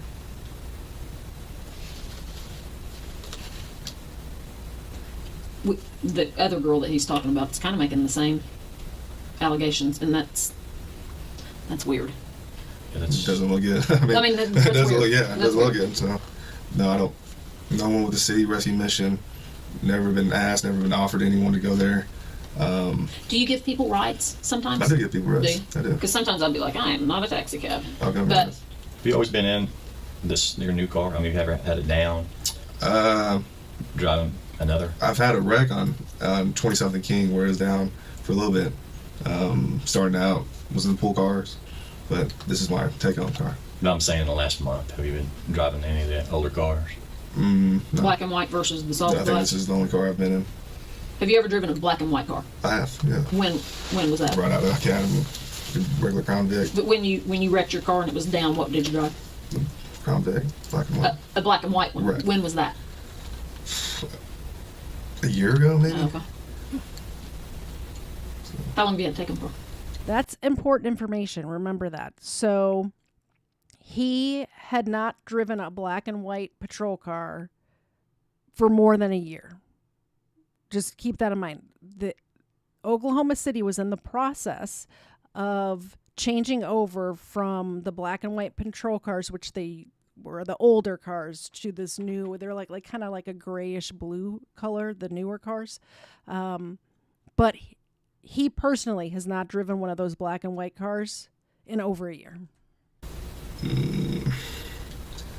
Probably. Get your not how to get away with crime notebook. Jot that down. It will come up later, I promise. A year and a half. And it's been this one? This one, yeah. So you wrecked it 6 months after having it? Somewhere around there, That yeah. sucks. Yeah. Was it your fault? No. Well, that's good. What do you think about all this? Heads out here. I want you to take the exam and get this over with. I feel embarrassed because going to the station. Well, that's why we try to handle it. Right. And I've heard of officers going through this and whatnot, and that's something I don't want my rep to be, about. I'm a good officer. I don't. That's not me. It's not me. Were you circumcised? I'm circumcised. Just asking. Do you have pubic hair? Yes. Well, I mean, some people manscape, as you call it. Right. You groom? I groom. Okay. Yes. So do I. You got any identifying marks around your penis? I don't. Just a plain old penis, huh? Plain old penis. Plain old 14-incher. I don't know what to say about that, but See, you should have. You just had your opportunity. Why? I just don't know what to. Why do grown adults think that, like, not only grown adults, but grown adults in the sex crime unit find it hilarious to talk about how long somebody's penis is? Is anybody else giggling at that joke? It's ridiculous. What to think? Would you take a polygraph? Yeah, if you want me to take a polygraph. I mean, I'm trying to think of a solution. Do you know how slow DNA is? I do not. Slow. You be willing to take a polygraph on it? Yeah. Okay. I'm calling. Get that set up. You, that's kind of delving off different, but you married? I'm not married. Girlfriends? Here and there. Kids? No kids. You're big. You on roids? I'm not on steroids. A little bit? No, I've been always, which I don't care. I've always been a big... I'm not the dope police. I've always been a big bone guy, football athletic. You got more than big bones. You got big muscles, too. I work out all the time. Do you? I do. Where do you work out? At 4-Star Gym, off of May, about 63rd. Yeah. No roids at all. No roids. You do all the protein drinks and all that stuff. I drink a lot of protein. That can damage your kidneys, just so you know. So. If you did roids, would you tell us? I would. I'll tell you. I mean, because we don't care. I have nothing to hide about that. I've always been a big guy. Always work out all the time and whatnot. When was the last shower you had? Took a shower before work. You went home. Was anybody home? My girlfriend was home. Did you live with her? Huh? No, she didn't. She just stayed. Did you get laid? Messed around, yeah. What's messed around? This is the part where there's an inconsistency. I mentioned it earlier, where he's saying that him and his girlfriend made out and he wanted to have sex, but she shut him down because it was 2 a.m. No offense to Mr. Zed, but if you came home from work at 2 a.m. and woke me up to mess around, I would shut you down too. Understandable. So his girlfriend, well, you'll see. I guess we were all adults. We almost had sex, and she was tired. What'd you do? So my penis went around her vagina, and then maybe went a little bit in, and then she pushed me off and said, "No, we don't want to. I'm tired." I was like, "Okay." Like, keep in mind also, she could have been dead asleep and not remember this. Like, that is also a possibility. That she was dead asleep, or maybe she had been drinking. We don't know. I don't know about the girlfriend, but she could have been dead asleep and he tried to mess around with her and she just like rolled over and doesn't remember the next morning. That's kind of mean to let it get that far and then stop. So that's when you got home? That's when I got home. How often do you have sex? About once a day, if that. You guys have sex once a day? Yeah. How old are you? 27. Well, yeah. How much you jerk off? Why are we asking this? Maybe once a day. So you have sex once a day and masturbate once a day? Yeah. What'd you do when you got shot down at home today? Usually you got to relieve that. Right. I know. That was before work. That happened before work. You masturbated before work? Yeah. Did you just go roll over and go to sleep when she didn't give you any? Yeah. You ever been accused of anything like this before? I haven't. Not in Michigan? No. I have not. You weren't one of those football players. I wasn't. I was not. Yeah, I'm feeling awkward. I don't know about you guys. Very awkward. Anything you can think of that will help us help you. They're not trying to help you, Daniel. I want to go test. I want to get cleared up my name. I want to get cleared up. You know what? If this is a bunch of false allegations, then I want it cleared up too. Right. And I'll help you clear it up and it's this. We don't talk. It's not it's swarming around Spring Lake. It's out there. It's just in the department too. So it's not swarming all over the department. We in sex crimes, we do not run around and go, guess what? This is what we're. We don't do that. It's not professional. I'm not gonna lie to you. It's around Spring Lake. Right. And everybody's gonna know that we pulled you down here. We tried to do it as discreetly as we could. Right. But, and like I said, there's officers that, I'm not saying being with the hookers is right, but it happens. Right. And it's life. Right. And if that's what this was, lay it out there for me now. Right. No, it wasn't. No. Did she offer anything? Don't Screwed take Up me to jail. Rebellion Don't. brings up a good point. Yeah, he will just sit there through any question, and I think here's where we're at. These officers are older and are not technically his superiors. However, they are they're higher ranking than him, and his first job out of college was to become a police officer. This is the only job that he's known. And there's a hierarchy in police departments. So I think that he thinks he has to sit there. I think that he doesn't realize, even though he's a cop and he should know this, like, he's young. He's 27 years old. And he doesn't realize, or it's not clicking in his head. Maybe if he thought about it, he would realize it. But I think it's not clicking in his head to say, a lawyer, I want my union rep, get them here now, and then I will be happy to talk with you. I think it just hasn't clicked in his head. I think that he feels as if it'd be like if your boss's boss or somebody that you don't directly report to, but is higher ranking than you and your regular job comes in and starts talking to you. Like, he's at work right now. So it's not the same as if you're just a regular run-of-the-mill criminal off the street and you have no relationship to these people at all. These are his colleagues, you know? I'll do this, I'll do this. Did she offer you anything? I think she was nervous, like I said earlier, and maybe a little flirtatious, but nothing crazy. She never offered anything in exchange for you not taking her. No, she's really worried about going to jail. But yeah, and sometimes they'll say, you're right. He can lose his job if he doesn't comply with the investigation, but also he cannot lose his job for asking for his representative to help him with the process. That's expected. I would assume that's expected with any police officer who's in any kind of trouble. I think they expect them to ask for their union rep or some sort of legal counsel. I assume. But I'm almost positive, and I know you were in some sort of law enforcement in your past life, that they can't hold it against you if you ask for your representative. So let me know if I'm wrong about that. Hey, I'll give you a hammer if I don't go to jail. No. She didn't offer that? Mm-mm. She was nervous. Like I said, she cried earlier.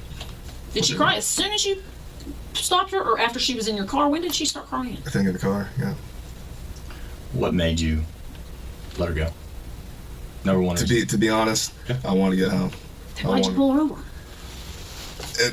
Like I said earlier, I just cop, swerve, DUI, and if I had to do it, I would have done it. But I didn't think that she was past the legal limit.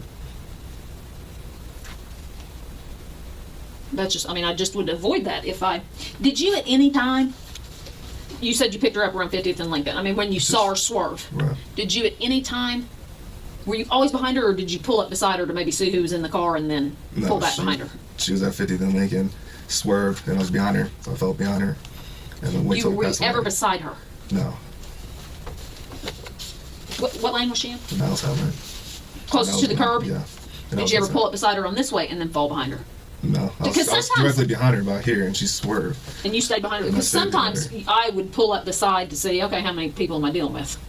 In the car. I didn't do that time. I've done that before, but right, you didn't do that. I didn't do it this time. Could you tell if she was the only passenger? I couldn't. It was dark tinted windows. I couldn't tell. So you didn't know how many people you were walking up on? No, I didn't. Did she roll down her window as soon as you? She had the back left window rolled down, and then she didn't have rolled it up, and I think she opened the door, if I recall. Okay. And was it pretty quick that you took her to the back, to your car? After a couple questions, license, insurance, typical thing. She just gave me her little Oklahoma identification card. And that's like, okay, investigate attention, come back to the car with me. Okay. Yeah, because that gives you a reason to search if you need it.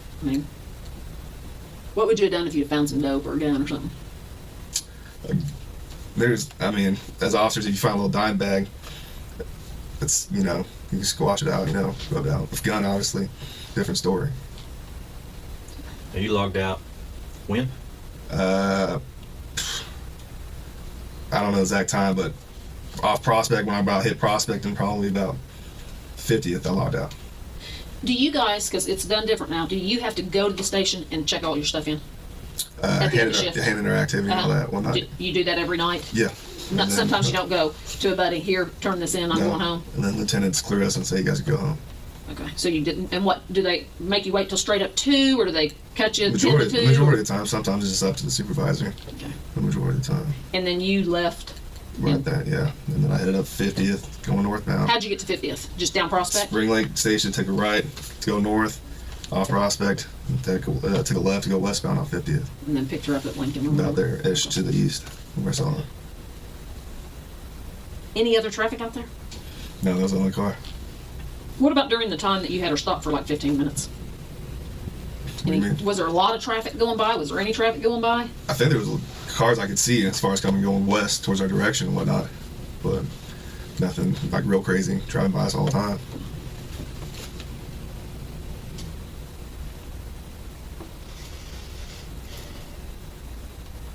Step out.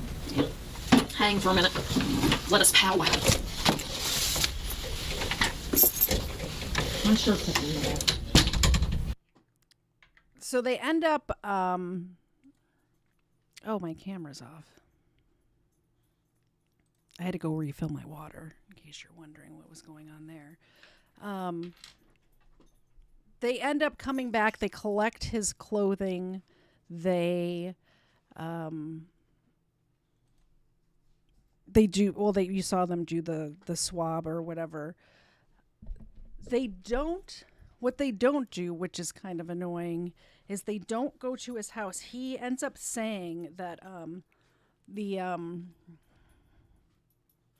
underwear that he was wearing, so the whole uniform he's wearing is the same uniform that he wore the other night, right?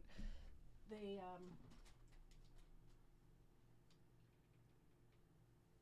put Leia on the screen in case you guys want to buy Leia a dog, a milk bone or whatever. They end up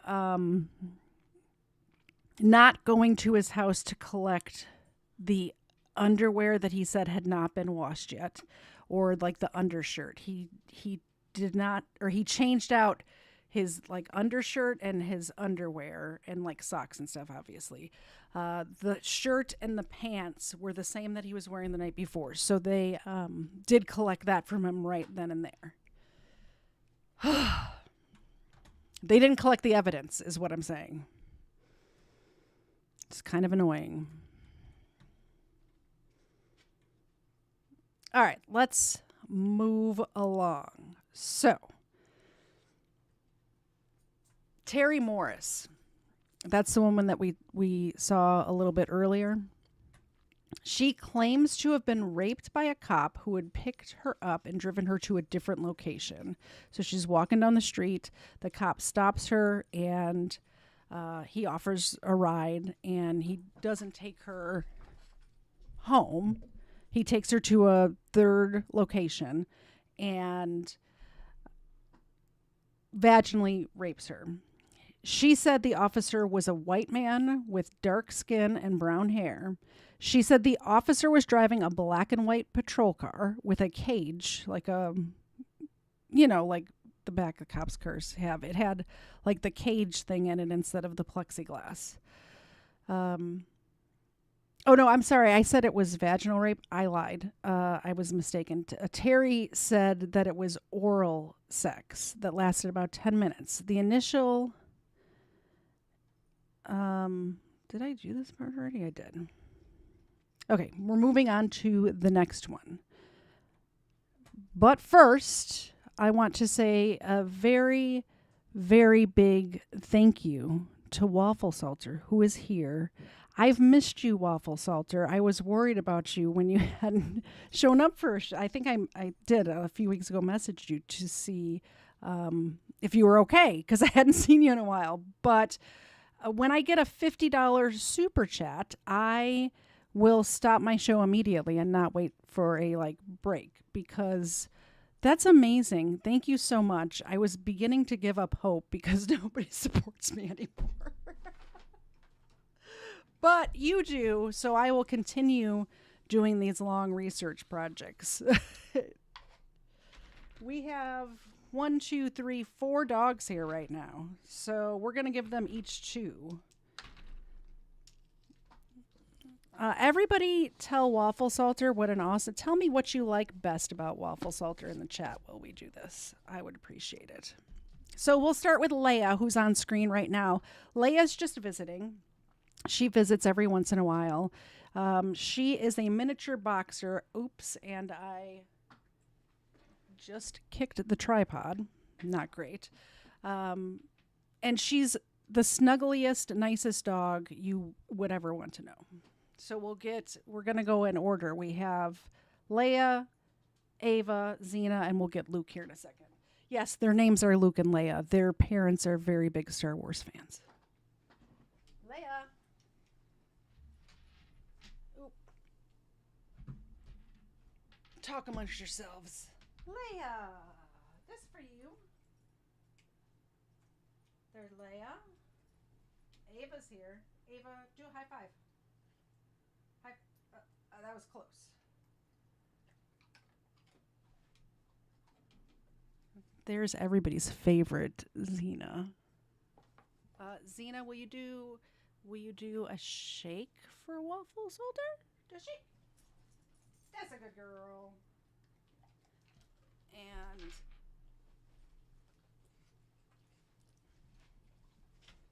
this is Luke. He's a Jack Russell. We're going to give him one. There you go. Oh, yeah. I'm going to go down the line again. Leia.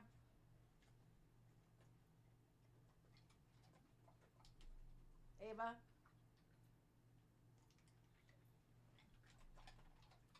Oh, yeah. And Luke. We'll do one more for you. Thank you so much. I appreciate it. Oh my goodness. What just happened?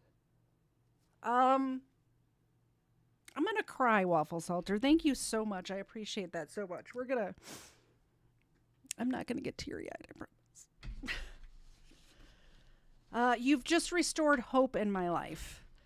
I want every single person in this chat to say something very nice to Waffle Salter right now. You have no idea how much that means to me. I know there's a lot of other channels that live stream that it's just normal for them to get super chats like that. It is not. What is happening right now? Waffle Salter just donated another $50. So that's $200 right now. Somebody got their tax returns. Thank you so much. We're going to the large screen. We are, if I can figure out what the heck I'm doing. That's not it. What's your really thing? That was the wrong screen as well. Okay. We're going to make them big. We'll make me small. I can do this. I can tech, right? Bam. You could just see Ava's ear right now. Thank you so much. Thank you so very much. People are saying nice things about you, I hope? I hope so. Yes. Benevolent, so I can talk. I'll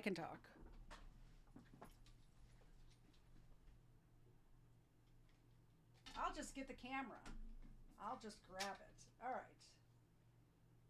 There is Leia. There's the terrorist. Ah, wrong dog. Go back over here. This is very entertaining for you guys, I'm sure. I forgot Luke. Let's get Luke in here. Luke? Oh. It's gonna come off the tripod if I go any. I have to put this back. We can't do it that way. We cannot do it that way. We'll go Luke over here. Luke, come here. Luke. All right. You have to believe me that Luke's getting treats right now, but if I move that tripod any further, the thing is going to fall apart. It's like duct tape production over here. Luke.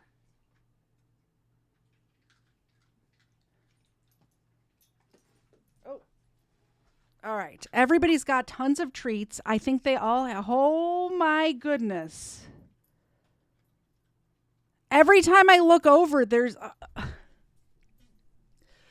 Waffle Salter just donated another $300 right now. Totally derailing the show, by the way. We have more victims to get to, but this is better. This is better than that. I'm just going to take this off the tripod. We'll do it that way. I'm just grabbing a whole handful. I'm just doing a whole handful of treats right now. Not that many. I really don't want them to get sick. Oh, man. Holy cow. Off the tripod. You guys get to see my whole room now. Look at my popcorn ceiling. Isn't that nice? All right. We have... It's Ava, chill. That's Leia. That's Ava. There's that one. Oh, go ahead. I have striped socks on today. Let me do more.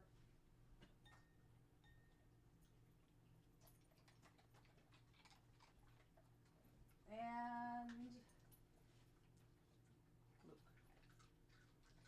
Since I have the camera down, do you guys want to see my setup? I'll do that. This is what I have going on behind the scenes. This is behind the scenes at Katie Zed's house. Waffle Salter just bought you guys this tour right here. I have my dry erase board up there. I have instructions. We have cameras. A couple cameras. There's another one over there. Police reports. And we have a 7-month membership from Smith. Thank you, thank you, thank you. Yes, I have lots of dogs here. And we're doing a behind-the-scenes tour, apparently. If this cord was longer, I could back up. But, yeah. This is the behind-the-scenes at the Katie Zed show. We have really just lamps and stuff. All right. We're going back. We're going back to the show now. I appreciate you guys so much.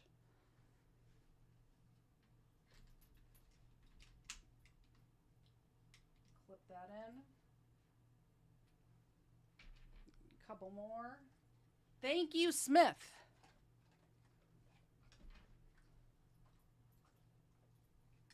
And Luke. Everybody got their treats. Everybody got their treats. I appreciate you guys so much. You have no idea how much I appreciate that. Yes, we have lots of dogs here. We have my co-host, Zena, obviously. We have Luke and we have Leia. And we are going to put them back in order. And then I'm going to tell you about these other victims. It's horrible I say but he was convicted. What happened to these women? I don't know if you've picked it up by now, but I'm not believing all of their stories. Can you believe it? I don't believe many of them, if not all. But let's continue. The next one is Sherry Ellis. Sherry Ellis. So Sherry Ellis is walking down the street, and Holtzclaw stops her, runs her through the system to check for warrants. Now, I don't know if this is legal to do. Somebody who's smarter than me, let me know. Can a cop just stop you and run your, if he doesn't see you committing a crime, I thought that he can't, stop and ask for ID. Or is it that he stops and asks for ID, but then, she could say no, but she didn't say no? I'm not sure how that works. I don't know. But in all of these cases, you'll hear time and time again where he just pulls over, asks them for ID, and they just give it to him. I don't know what that's about.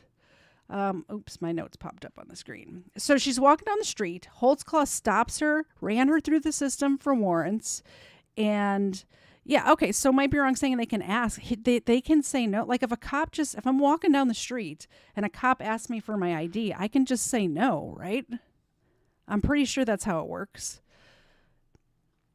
Anyway, Ellis did have a warrant, and Holtzclaw told her that he would look the other way if she did him a favor. Remember, this came from Detective Kim's brain originally. This is where we first saw this doing a favor sort of stuff going on.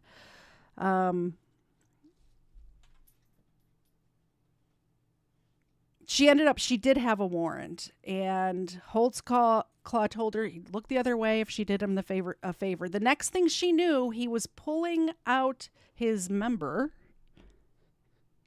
and told her to take your pants off. Take your pants off. I'm pulling my penis out.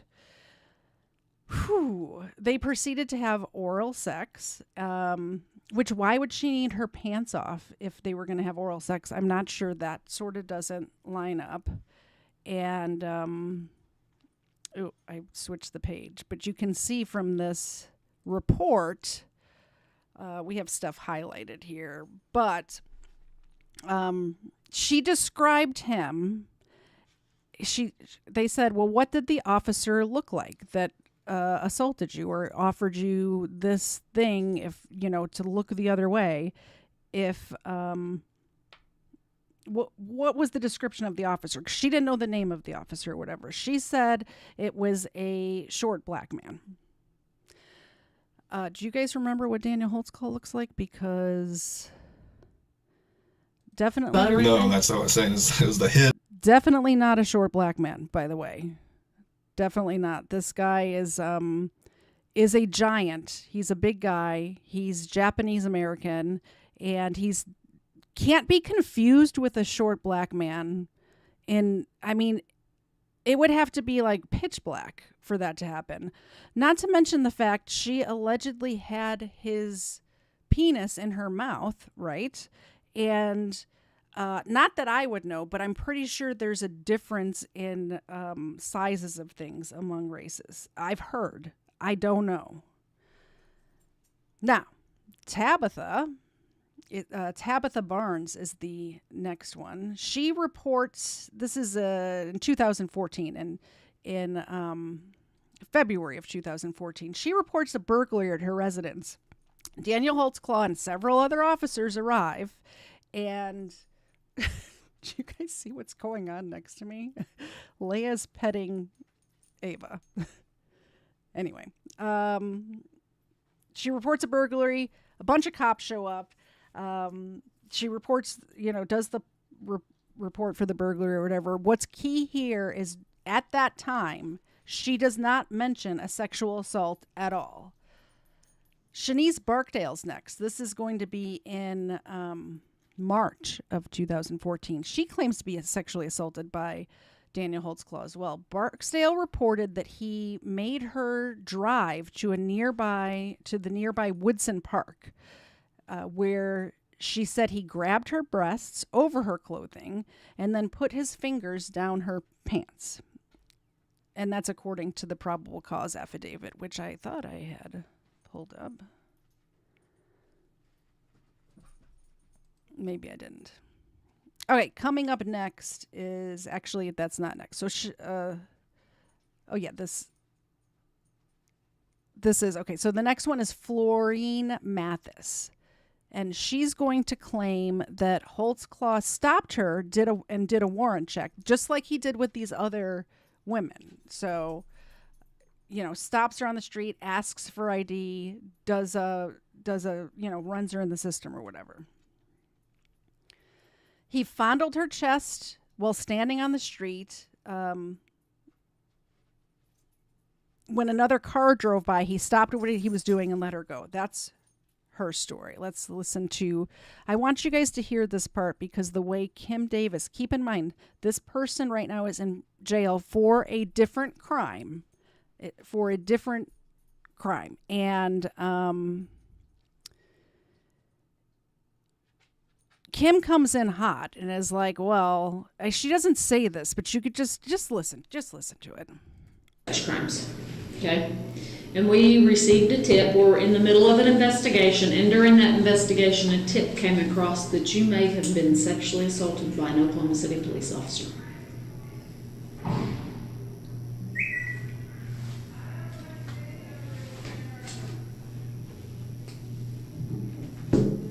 Okay, so just that. That's a long pause right here.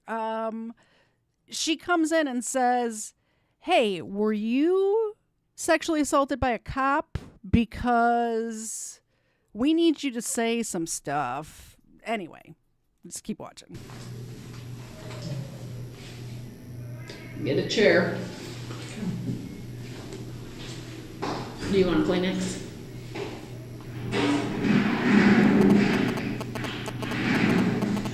That noise, by the way, is on their recording. That that is yeah. That's on their recording. While we're watching this, I'm writing your name on, like, I don't know, a bunch of these little things for next month's drawing, Waffle Salter. I appreciate you so much. You have no idea. I'll message you later. I don't even remember what day it was. Doesn't matter.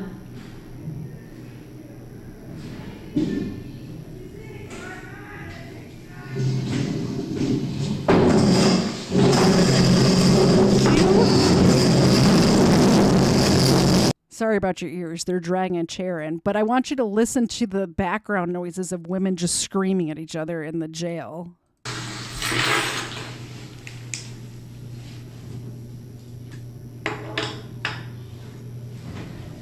We'd like to talk to you about that. And we'll take as much time as you need.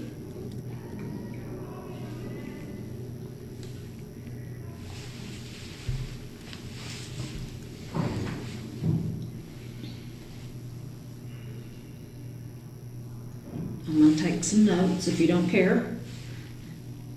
Do you remember? Can I ask some questions? Are you ready? Do you remember what month it was? No. Okay. Did you ever tell anybody? Okay.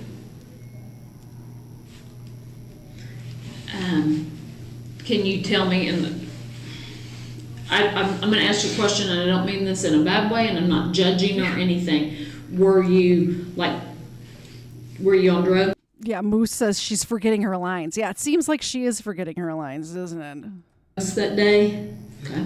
That's fine. What were you using that day? Crack. Okay. And I've been drinking. That's all I got. Crack is whack. Drinking. What's that sound? Do you remember, were you driving or were you walking? How did you come in contact with him? I was walking. Do you remember what street you were walking on? No, I had just left 16th and Jordan. Oh my goodness. Okay. And where did you get stopped? I'm sorry. I have to stop the show for a second because I just switched over to my Rumble chat. And I'm going to put this on the screen real quick. Let's pop out the chat on Rumble. Now, it shows that there's 15 people watching on Rumble right now, but only one person chatting. And the one person chatting is Waffle Salter.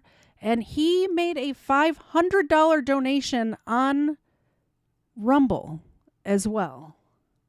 I don't even know what to say. The dogs have gone outside, except for Leia. But when they come back, which they will, we're going to stop the show again and do that whole thing that we just did one more time. What do you see? I don't even know what to say. I have no words right now. I have no words for the love that I feel right now from Waffle Salter and all of you as well, by the way. Just the fact that you're here listening to me talk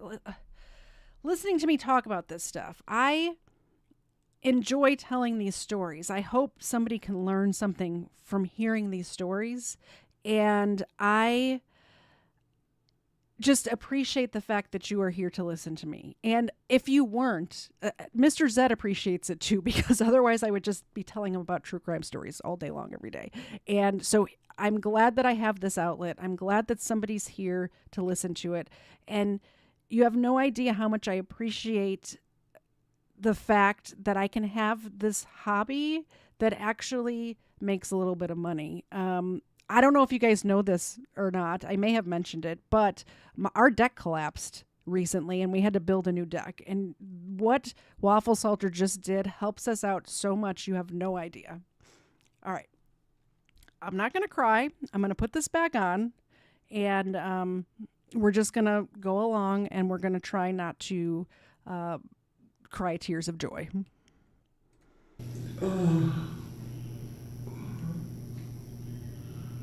Like 17th or 18th in like Kate over. It was close to a park. Do you know where that comes? Okay. I don't know the east side very good, but she does. So I'm going to be 18th near Kate. What time of day was it? It was like 6 or 7 in the evening. In the evening? Okay, tell me this and it'll help me. Time of year, was it dark or was it still light? It was kind of dark. So that's going to be before daylight savings time, before the time change, or do you know? What were you wearing to tell me the weather? That's always my question, too. What was she wearing? That's a very good question, Kim. The first one you've had so far, by the way. I had on, it had just started getting warm. Okay. So do you remember what you were wearing? No, I had on some jeans. I had on some black jeans and I can't remember what. I know I had on like a tank top with a jacket over it. What kind of jacket? Like a coat or like a sweatshirt type of jacket or something else? It was one of the flannel hoodies, jackets. Okay. Tell me a little bit. You tell me, you left 16th and Jordan. Is that where you were smoking and drinking? Okay. And you start walking, were you walking alone? Mm-hmm. Tell me how you got approached. Did he come from behind you, from the side of you, or from directly straight on? It was from behind me. Okay. He stopped and asked me if I had ID. Did he get out of the car to ask you that? Yes. And he asked if you had ID? Yeah.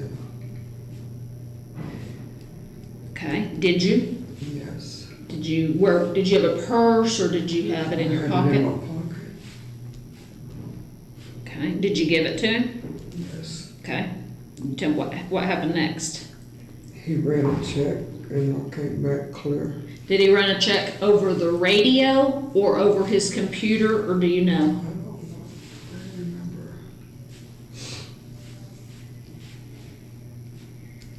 Okay. Then what? Now, when he's running you, are you standing outside of the car? Or are you sitting in the car? He sitting on the curb.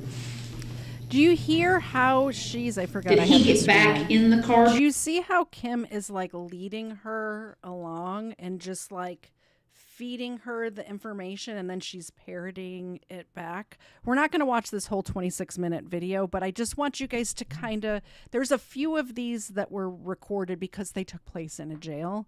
There is one that took place, or two of them. The first one that we saw with Terry, where she was in that victim's room. There's a couple that took place at the police station. Most of them, they didn't record the interviews at all, or they didn't turn them over with Discovery. I'm not sure which, but I just want you guys to see kind of how these interviews are going, or how they're wording stuff. And keep in mind, she's in jail right now. This is a woman who's in jail for a separate crime. I mean, not that she committed a crime if what she's saying is true, but it's not like an interrogation. To run you? Yes. Are you on his driver's side or passenger side when you're sitting on the curb?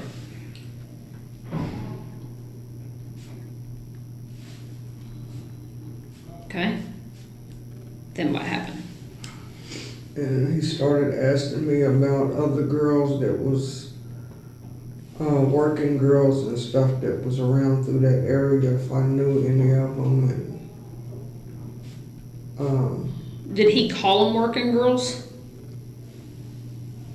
he said, are there any, he actually said, was he out of the he car? more or less pertained it like I was out there working and I told him I wasn't. I was on my way home. Was he out of the car when he was doing this? Yes. Have you ever been a working girl before? Years ago. Okay.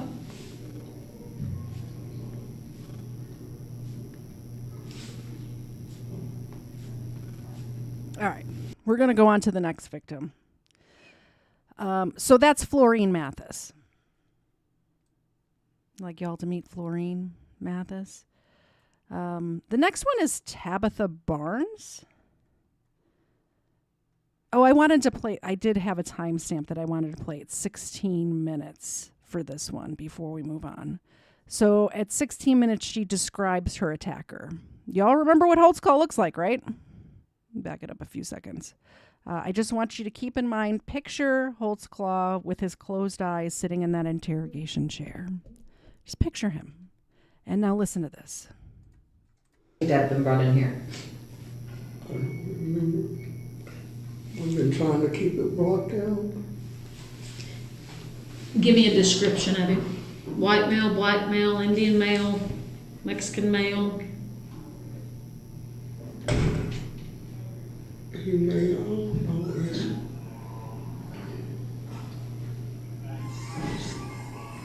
he could have been part Hispanic. Hispanic. Okay. No, he was real muscular. Muscular Hispanic man. Which he is muscular. Did you notice a name tag? Okay. How tall was he? And you don't have to be perfect, just kind of. Probably about 5'10". 5'10". How much did he weigh? Hispanic. Probably about 2 something. And when you say real muscular, like workout muscular or just a big guy? Muscular. Muscular. Okay. All right, so we have a 5'10" Hispanic guy who's muscular. That does fit. I don't even know what to say with that. Like, you know what I mean? The one lady said he was a black guy.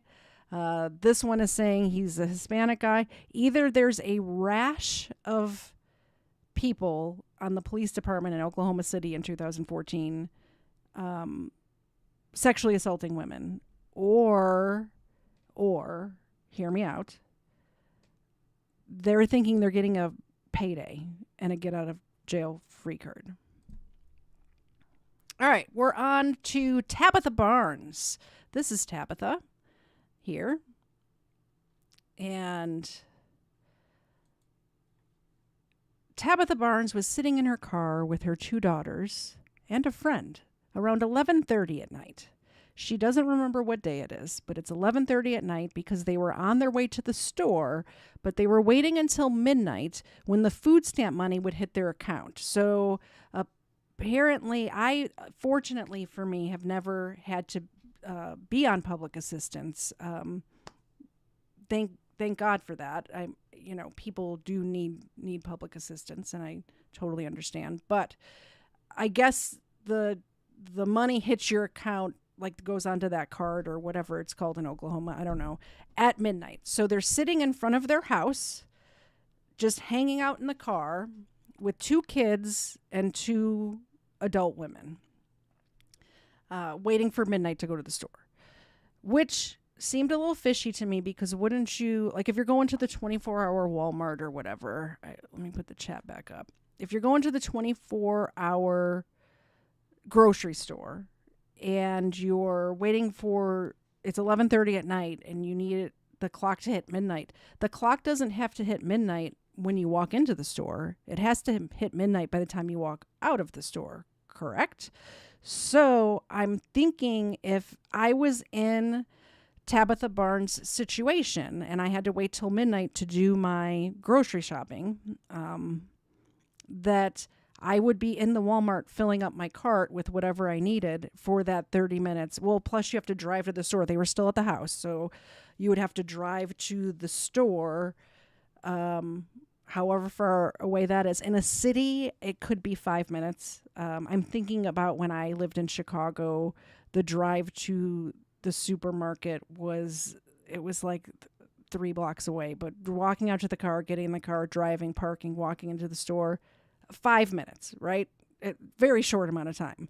So then you have 25 minutes to walk around the store and get what you want. And if you are there and it hasn't hit midnight yet, you could just kind of hang out at the store and like just shop, like, you know, look at stuff or whatever.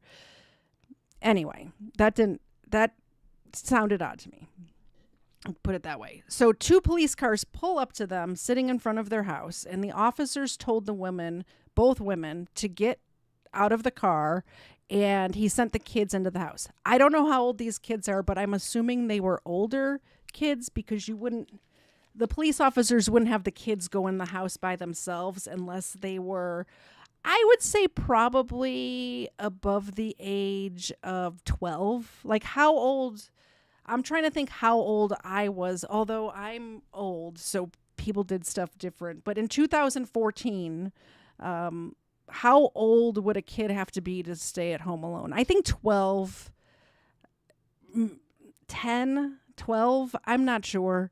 But if I was just running to the store, I would leave my 10-year-old home alone for a little bit.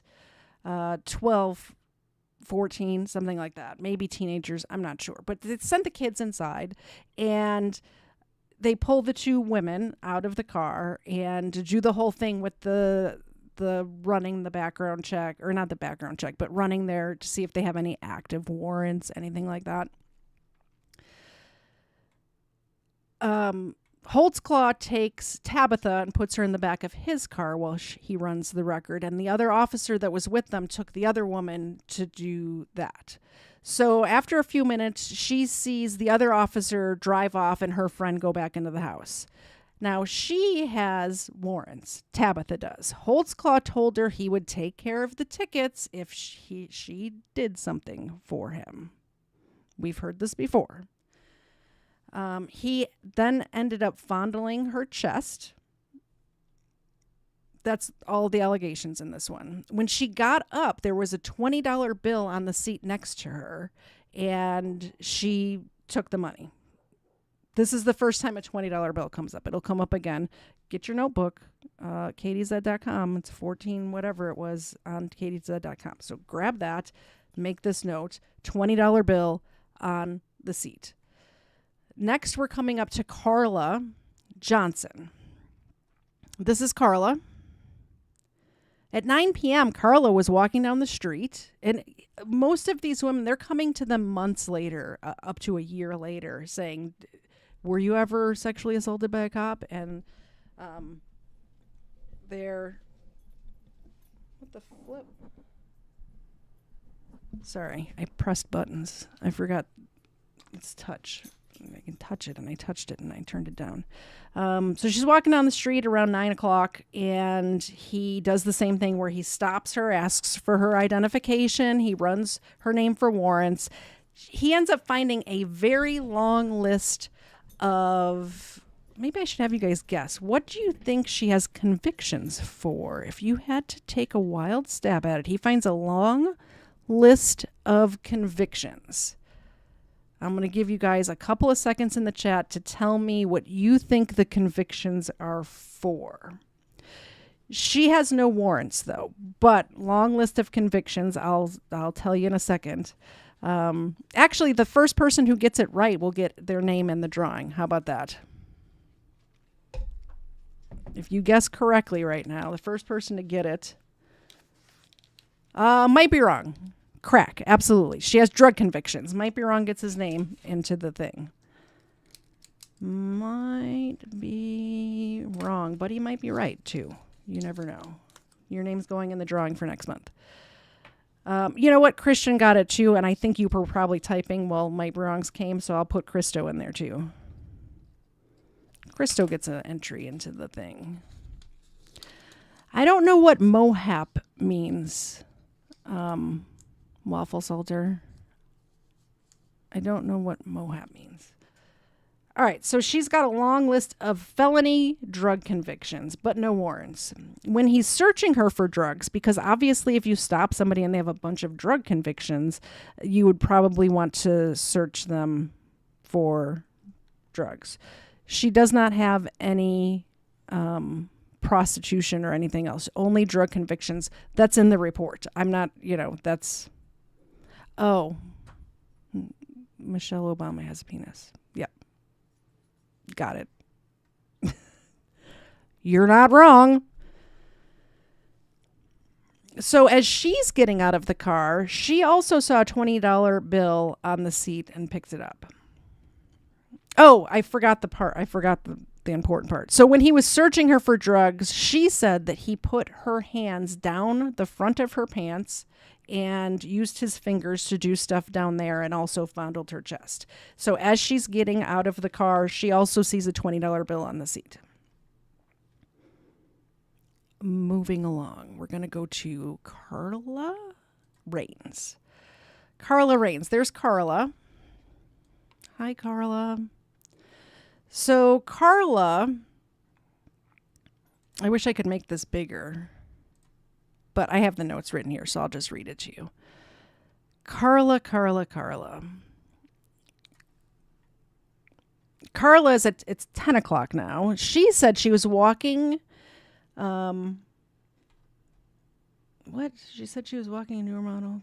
Oh, she was walking and a newer model Oklahoma City patrol car passed her, then made a U-turn, pulled up to her and stopped. This is the type of car that he was driving, by the way.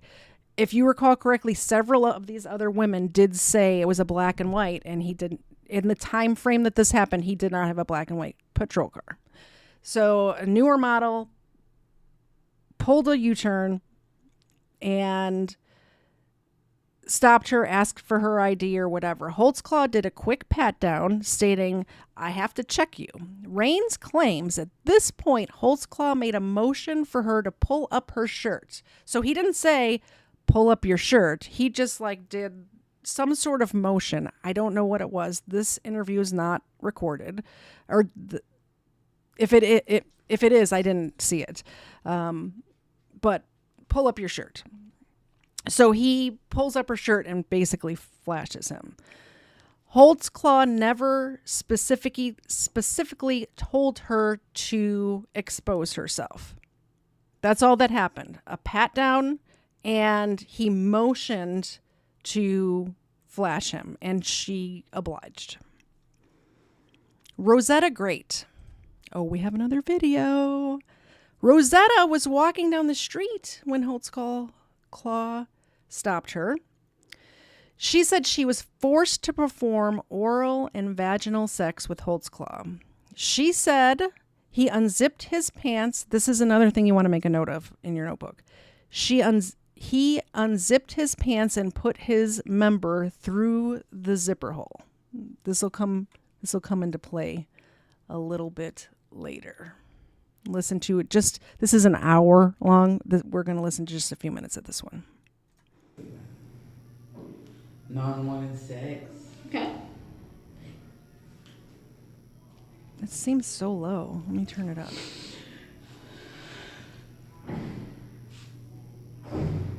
And I know you've been arrested a whole bunch of times. You think? Is that right? Have you ever been arrested for prostitution? Twice. Okay. Or what? Then they call it prostitution. Ludax? Ludax. Okay. That's fine. Ludax are not offering to engage. One offering to engage, and I think one of these. Were you a suspect in the Ludax? No, it was like a sting operation from a motel. Okay. So you've worked as a prostitute, and we don't care. I mean, I care for you that I wouldn't want you to put your body through that, but I don't care. We're not holding that against you. Does that make sense? Okay. Do you have any mental health history? Do you have anxiety, depression, take any medicine? No. Do you have any medical problems? No. Have you in the past? Have you ever been treated for STDs or anything like that?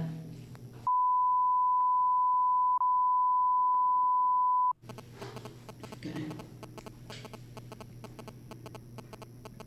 Do you have any kids? One, she's 17. Who has her? My sister-in-law, my brother.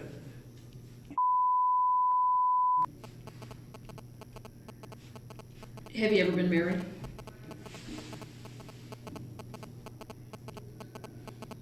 How long I'm going to speed it up. I'm going to speed this up a little have bit. you been, how long have you had a drug problem? 9 years.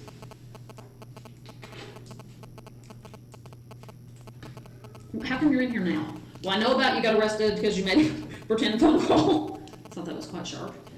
What, you had warrants for what? I have a warrant for Violation of disclosure? Yeah. Okay. I'm in the women's diversion program. You're in the what? Female diversion. What's that? It's a drug program. I can't stand this cop either, number 2. I did it before, man. And it's not just because she's a woman, it's because she's a bad cop. Is that your only warrant, that violation? And is that why you tried to distract the officer because you knew you had a warrant? Mm-hmm. Yeah. Okay. All right. Let's talk about what we're here to talk about. You tell me, you just start from the beginning, and then I'll ask you questions when I need clarification about that. How about that? It's about that officer, right? Yep. Okay. I was on a relapse. And weed or coke or both? I was on coke. Crack? Crack. Okay. I was on 14th and Jordan. Okay. Where you were going south to northbound. Do what? South to northbound on Jordan. So you're on Jordan? Uh-huh. And he rose up on. Were you walking? Yeah. You don't have a car? No. Okay. Well, I did, but then my brother has, because I don't have a license. Okay. And anyways, he rode up on me. Did he come from head on He or did he came come from from behind? behind. He came from behind you? Okay. And I know I had a piece of crack pipe on me. I knew there was no crack because if you're on 14th and Jordan, but 14th, then you're not talking to any crack, but if you're on Jordan and 14th, then you're probably trying to work, catch a date. Okay, were you prostituting or were you going after dope or what were you doing? I was leaving the spot because I just smoked some crack, but I knew I needed to get back. That was one of my relapses, and I was only coming out for a few hours at that time. Okay, so you had just smoked some crack. But when you say you're coming out for a few hours to get a date, to get some more money? Yeah, but I knew I needed to walk home. This was one of them intense relapses where I'm stressed out because I know I need to walk home. Okay. So my thing is, are you walking home to go home or are you walking because you need a date for more money? Both. Okay. I was walking home, but in the hopes of the mix, I cut it. Okay. And he was like, "What's going on?" And if you get to know me, I'll tell you everything. I mean, there's no use to play around with it. I was like, I'm on probation, I'm relapsing, my dude's mad because he knows I'm not supposed to be in this situation or in this area. Blah blah blah blah blah blah. And whatever. So okay, let me slow you down there. Did he get, when he rolled up behind you, did he get out of the car? Yeah. And are you guys? Well, at first he was like, "What are you doing over here?" Did he get out or did he roll down his window to talk to you? He rolled down the window first. He rolled down the window and said, "What are you doing over here?" Mm-hmm. Okay, what'd you tell him? I told him I was getting high. You told him you were getting high? You told him that? Yeah. Well, at least you're honest. I was getting high. I mean, it is what it is. There's no point. He's like, didn't ask me something about that. I said, everybody knows there's an open search going on in that house. Don't ask me if they're selling drugs over there because you know they're there. That's selling there. That's when he got out. And so after I told him everything, I was like, Okay, when you're telling him everything, are y'all just standing outside? Yeah. Outside of his car? Yeah, and my little black purse I had was on top of his car. Did he put it up there? Yeah.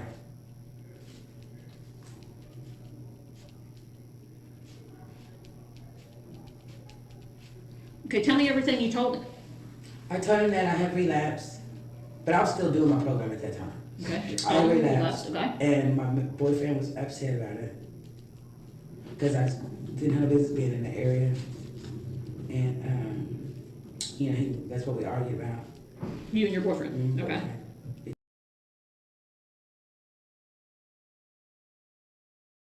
Now remember this, that part of a lot of these women's story is that they were somewhere where they're not supposed to be, and they're lying to their significant others. This is, I think, the third one that this is the case. And if you recall the Brock Turner case, that was also what happened is that the alleged victim in the Brock Turner case cheated on her boyfriend and then came up with the story about how she was assaulted after the fact. Because he doesn't want me to address. Okay. And I said, I've been trying to walk up for a couple hours, but every time I walk, I catch a date, I'm right back up here. So you told him, been trying to walk home, but if you catch a date, you end up back over here? I don't know.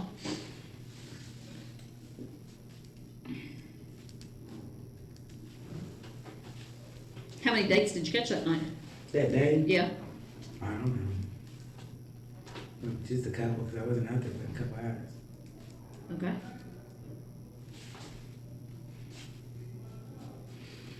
So you told him that every time I catch a date, I end up back over here, then what? And it was like, I just walked home, but I was like, every time I catch a date, come back over here, I don't know if I'm home. That's when he offered a ride. Oh, to take you home? Yeah. And I didn't ask you this, what time is it that he rolled up on you? About, like, is it daylight, is it dark? It's daylight. It's daylight?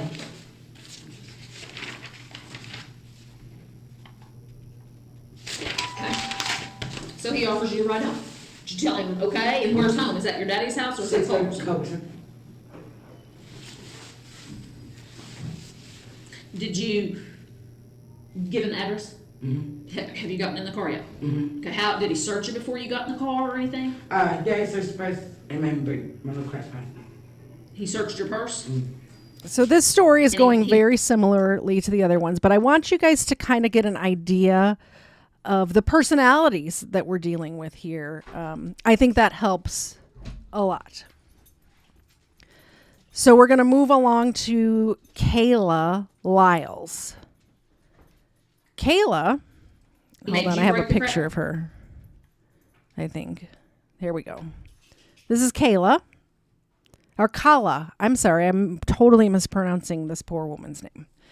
Kala. She went for a walk, and right after she had gotten to a fight with her boyfriend, she was stopped by Holtzclaw, and he asked if she needed a ride. She got into his patrol car, and she said, she said, yeah, I need a ride. And she gets into the patrol car, and she said he took her somewhere that was not her house. She doesn't know where. He opened the car door, like she was in the back seat. Same sort of situation where he opens the back door, puts his hands on top of the car, and has her perform on him, right? He then told her to take her pants off and vaginally raped her as well. She was also made to take her shirt off, and he fondled her chest. We're almost, like, there's a lot of victims here. Like I said, this is going to be a two-parter, but I'm going to get through these last 3, 4, 5 victims, but we're going to go a little faster because I just heard Mr. Zed get home from work, and I'm hungry. I forgot to eat today. So this next one is Shardarian Hill. Shardarian Hill is the name. Shardarian Hill. There's Shardarian. This story is a little crazy. This is a good one. This is a story. So on 12/20/2013, she was arrested for distribution of PCP. and she was transported to the SWMC, which is like the Southwest Medical Center, I think that stands for an overdose, because when she gets pulled over, gets arrested, she's got like some sort of container of PCP, and she puts it in her mouth and chews it real quick. And they're like, whoa, we got to take you to the doctor because you can't just be eating PCP like that, lady. So she's stopped for the possession of PCP. She ate the drugs. She was then transported to the hospital. She claims while she was handcuffed to the hospital bed, Holtzclaw fondled her and forced her to fondle him. She's handcuffed to, like, have you guys been to a hospital before? Picture you're in the emergency room or just any hospital. You know, anybody could walk into those curtains. I don't know, it might have been a door, but anybody could walk in there at any time, right? Have you ever felt like you had any kind of privacy at a hospital before? I haven't, especially like maybe once you're like checked into the hospital and you're like up in your room. Ow, that hurt. Like once you're up in your room, maybe you have some semblance of privacy, but still like at least once you're up in your room, they knock before they come in. But when you're in the intake, like the ER portion, people are just coming and going all the time, right? So she claims she's handcuffed to the bed. He fondles her, they go back and forth with the fondling. Yeah. And then, she never reports it until, the news stories started breaking about Holtzclaw being arrested for those first ones. Then she comes forward and is like, hey guys, so that's the cop that, fondled me at the hospital, even though I never said anything about it before. We're going to watch, just like I said, we're going to go quicker. So I have just one part of this one that I'm going to play, and it is at minute 54. You know, if it do it, then give it a month and it'll be away. So I'm like, okay. So I'm just like, well, can I go use the bathroom again? Right as he's squeezing you? No, like, he squeezed he's probably standing there or whatever. He probably just standing there, and I'm just like, I need to use the bathroom again. So he's probably doing this, or he's probably doing that, is the first thing that jumped out at me. Do you say on this time on the squeeze, are you saying anything? Is he saying anything? No, I'm really feeling weird. I'm just letting him do it. Okay. So, I'm kind of like, don't know what to do. So I'm like, I need to go to the bathroom just to be just doing something else. So he hooked me again, and he takes me to the restroom, and I come back in after I use the restroom or whatever. And by this time, I'm asking him to call my mama.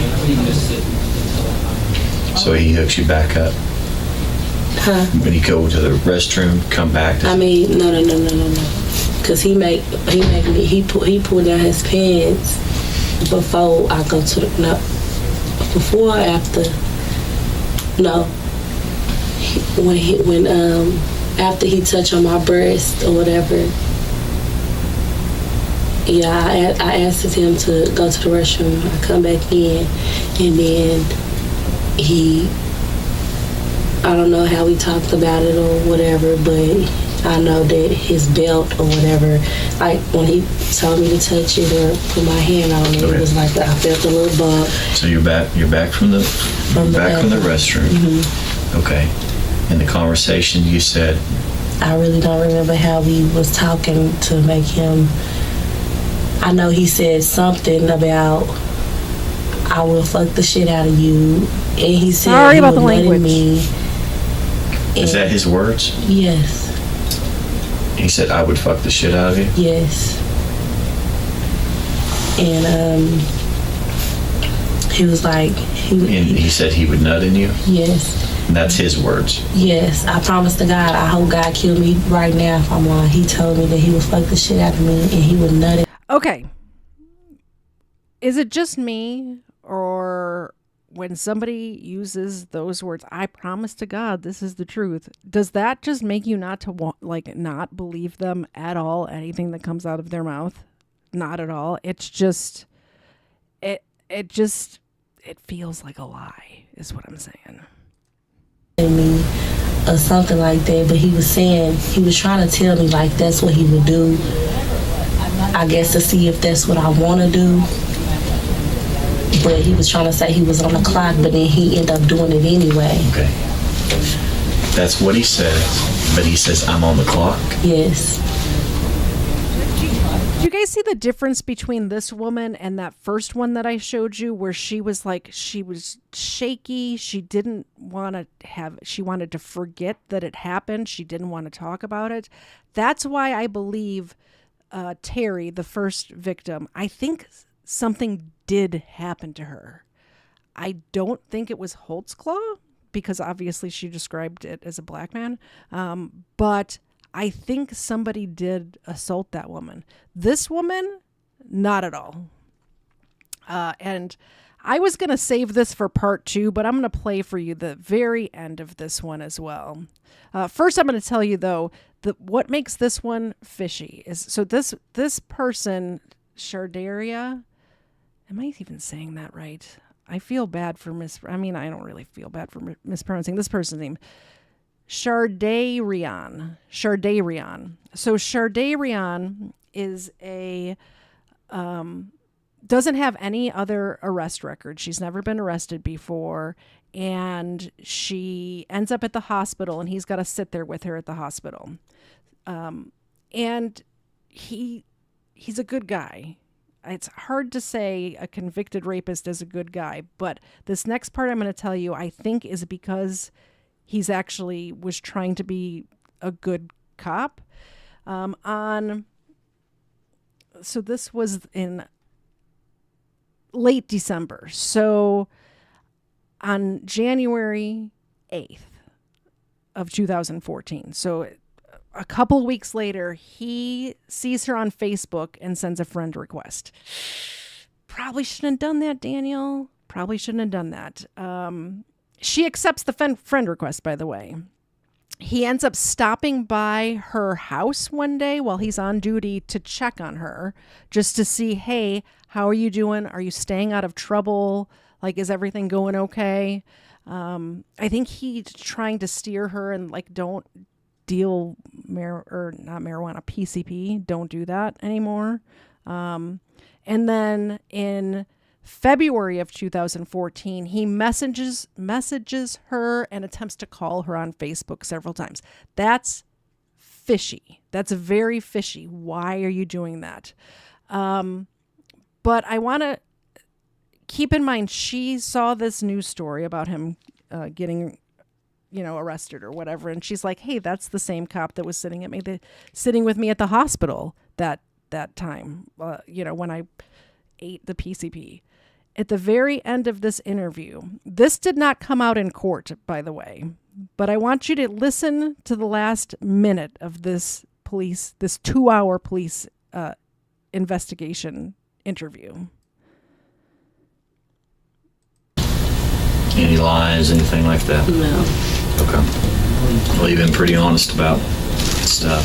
Mm-hmm. So, you got any questions of me? I don't know. Is that was the other girl's situation, was they like mine? Well, I can't necessarily go into that. Mm-hmm. Okay. Have you ever talked to anybody about their situations? No, I don't know nobody else that he done that to or none of that. Okay. So this is good evidence? Well, you tell me.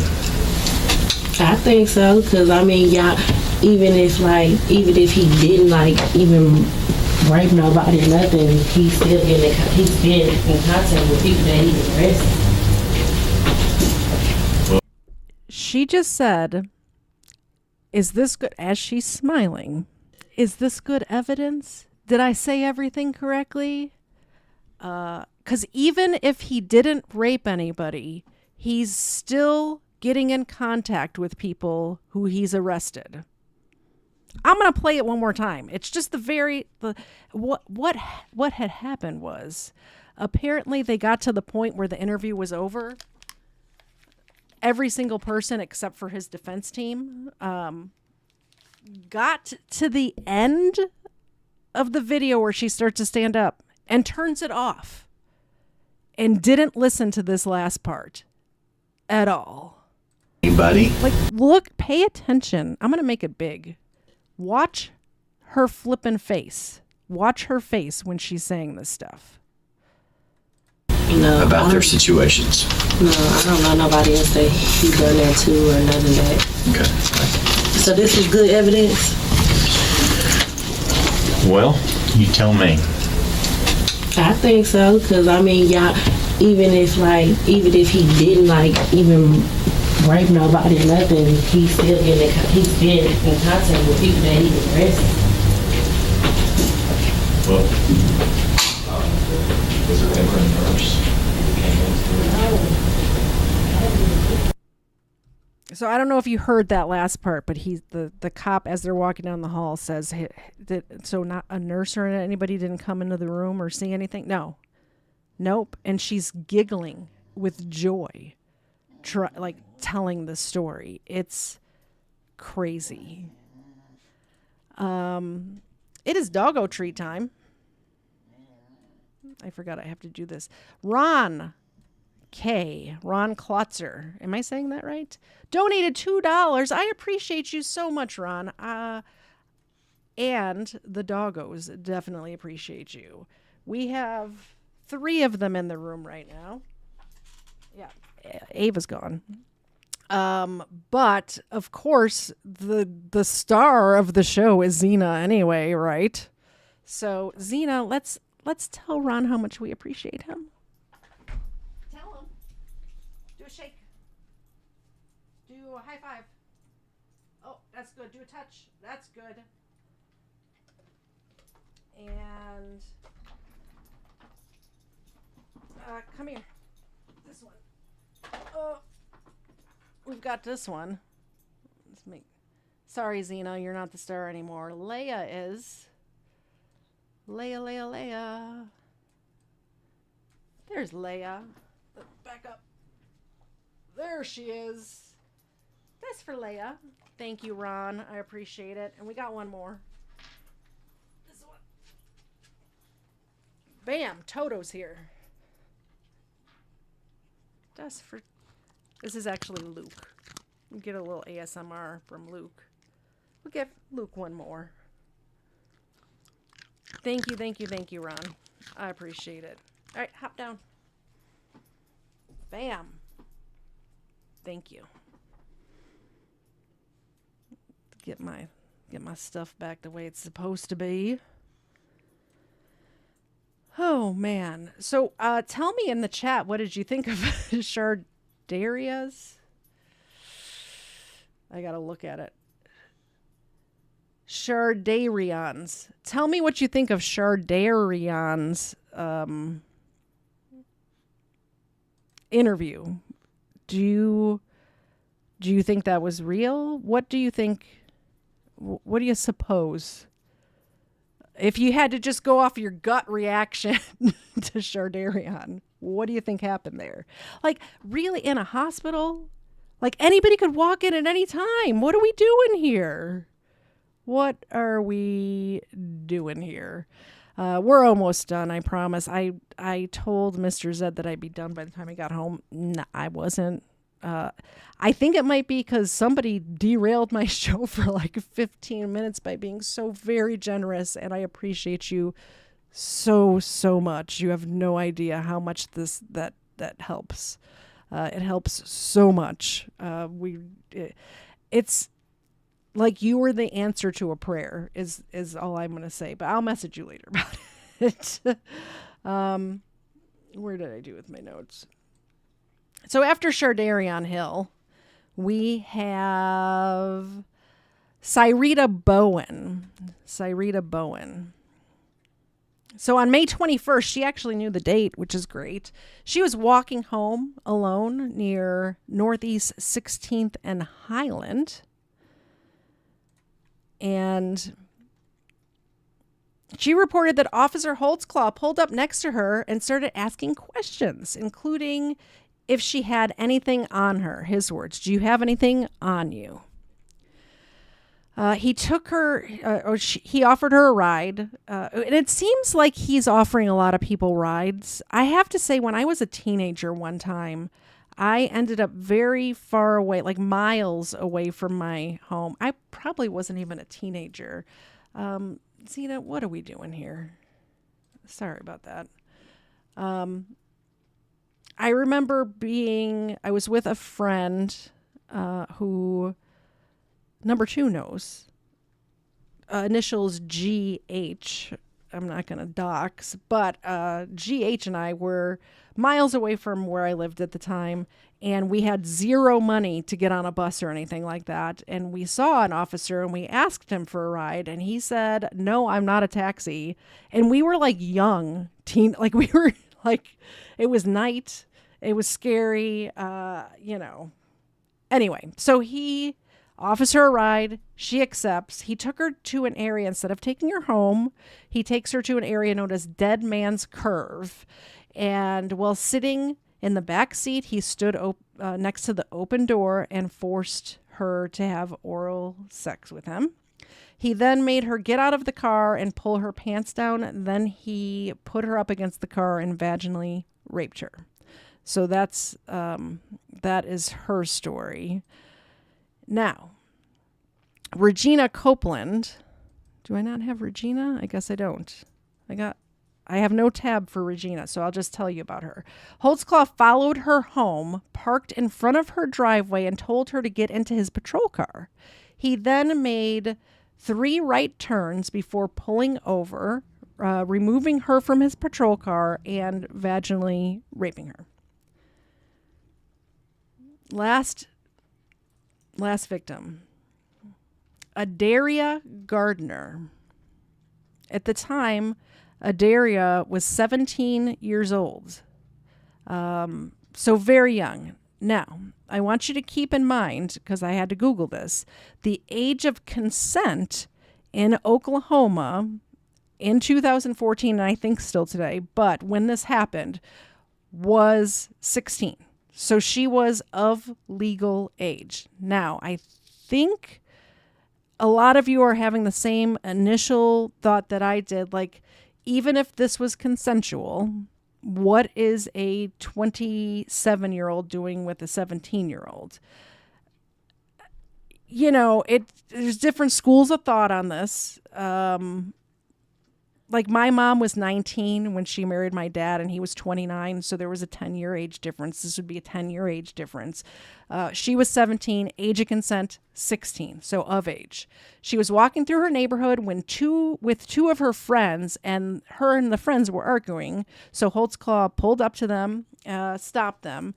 At that time, Holtzclaw searched her purse. Now, in her purse was, like, a hairbrush, makeup, stuff that would have her DNA on it. Let's just put it that way.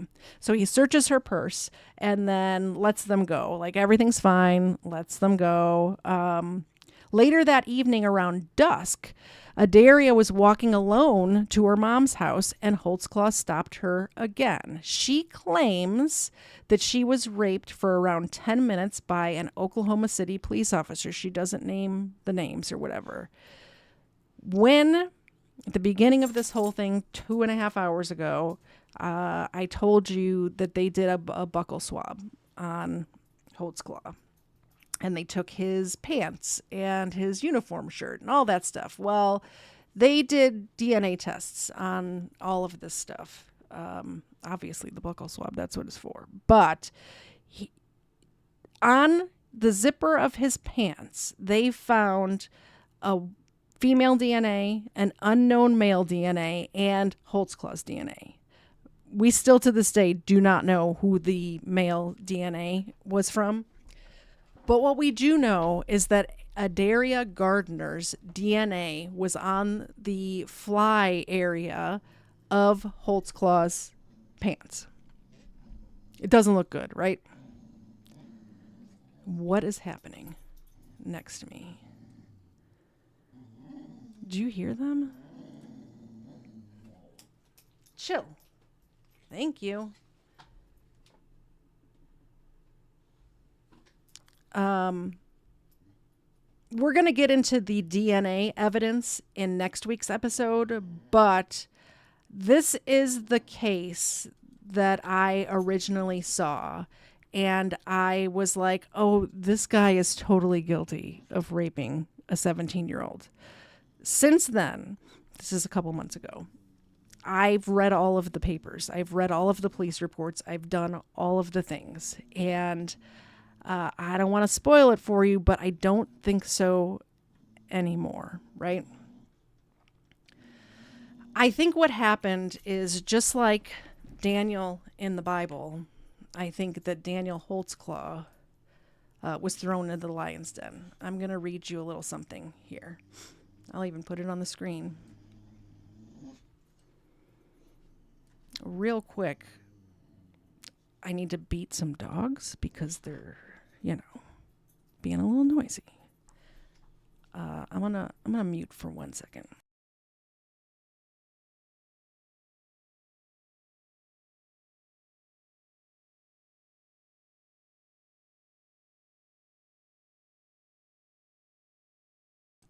Okay.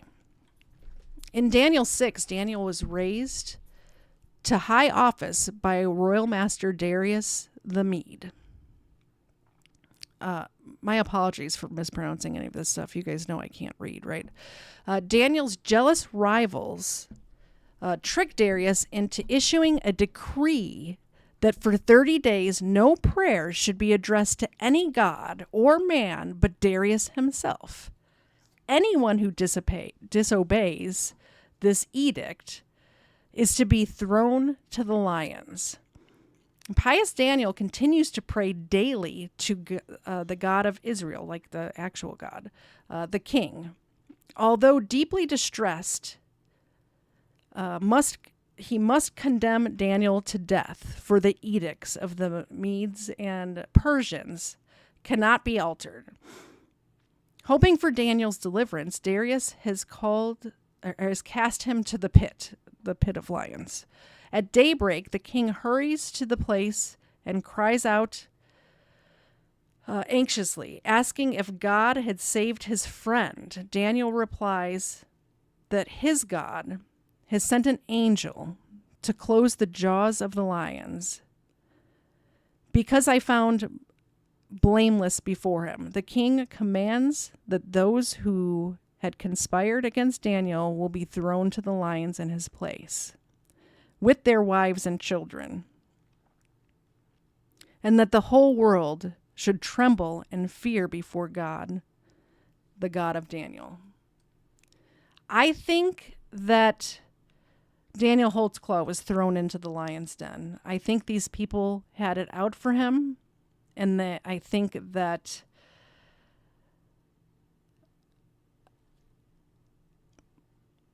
it was horrible what happened to him.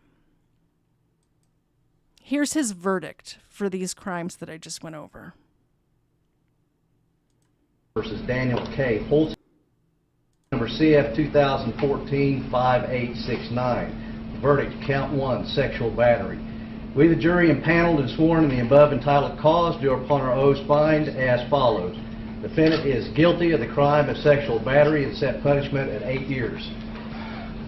Count 2, procuring lewd exhibition. Not guilty of the crime of procuring lewd exhibition. Count 3, burglary in the first degree. Defendant is not guilty of the crime of burglary in the first degree, nor lesser included.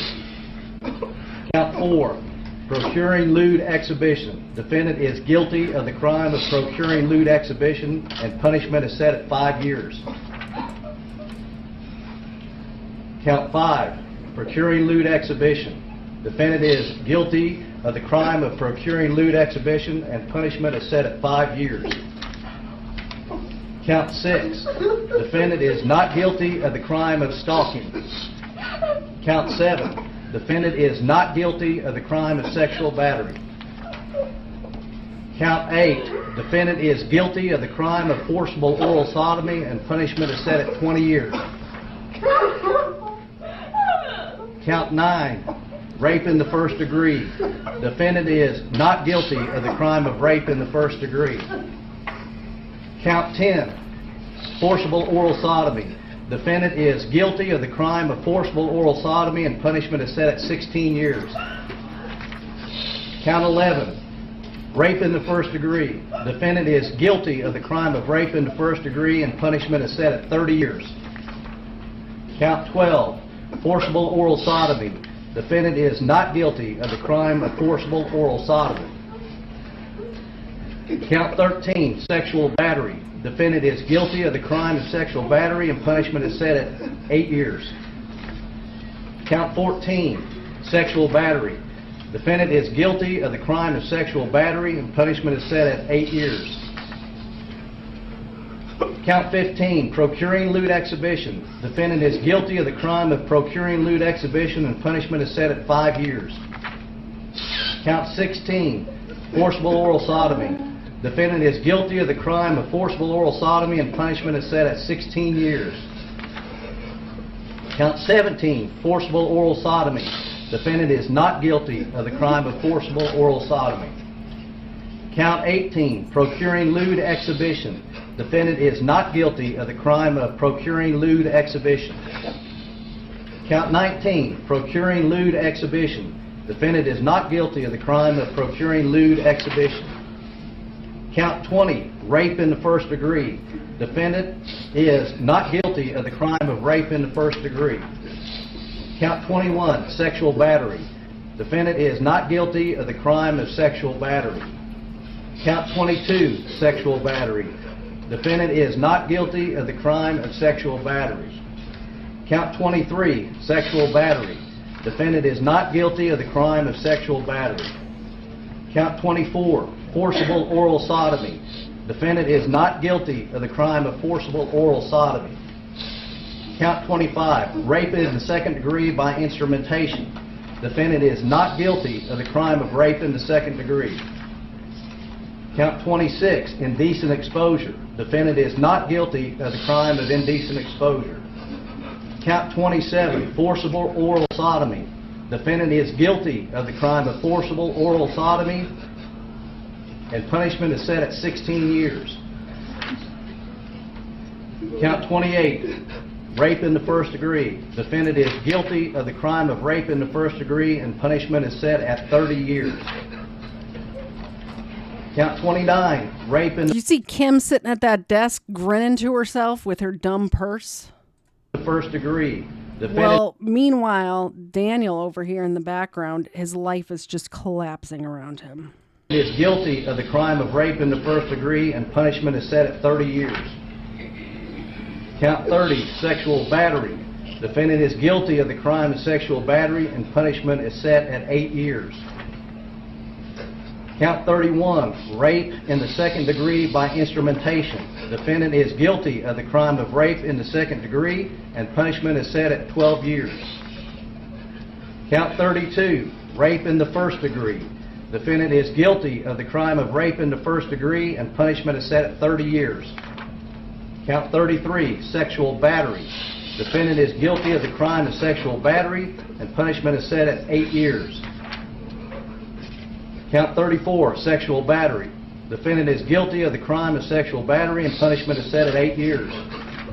Count 35, defendant procuring lewd exhibition. Defendant is not guilty of the crime of procuring lewd exhibition. Count 36, procuring lewd exhibition. Defendant is not guilty of the crime of procuring lewd exhibition. Let me ask the jury, is this your verdict, so say you all? Yes. Counsel, would you like to examine the verdict forms? Not to say, no. No, Your Honor. All right. Mr. Holtzclaw, if you and your attorneys just come forward.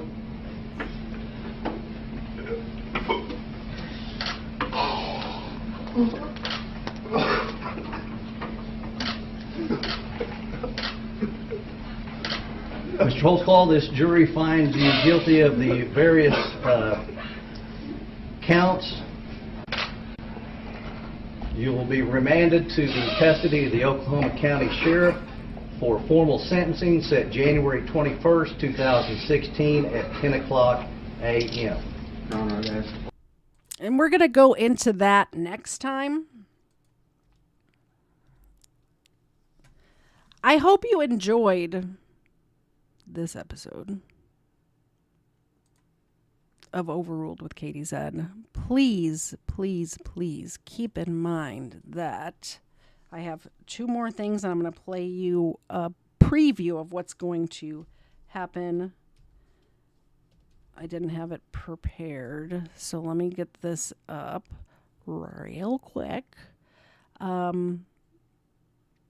want to play for you some of these women have recanted, so I'm going to play you a little clip from that. But first, I want you to know that if you go to katiez.com and go to the King collection, every single dollar of profit from any of the stuff in the King collection will go to onemorechild.org. They are Christ-based centered services for vulnerable children and families. They help feed families. They help house children. They help I want to pull this website up again because they are wonderful. Did I not have it? There it is. I'm like, it should come up because I've been on their website a lot. So what they do, every single penny of profit from the King collection, the Christ is King t-shirts, are going to help foster children. They help adoption services. They feed families. They help single moms as well as families, which is amazing. They want people to stay families. They're a wonderful organization, and if you don't want to buy a t-shirt, please just donate to them directly. I have a list of charities that I support personally in the description of my videos, in the channel description. If you don't want to do it this way and purchase one of these awesome t-shirts, I love these designs, by the way.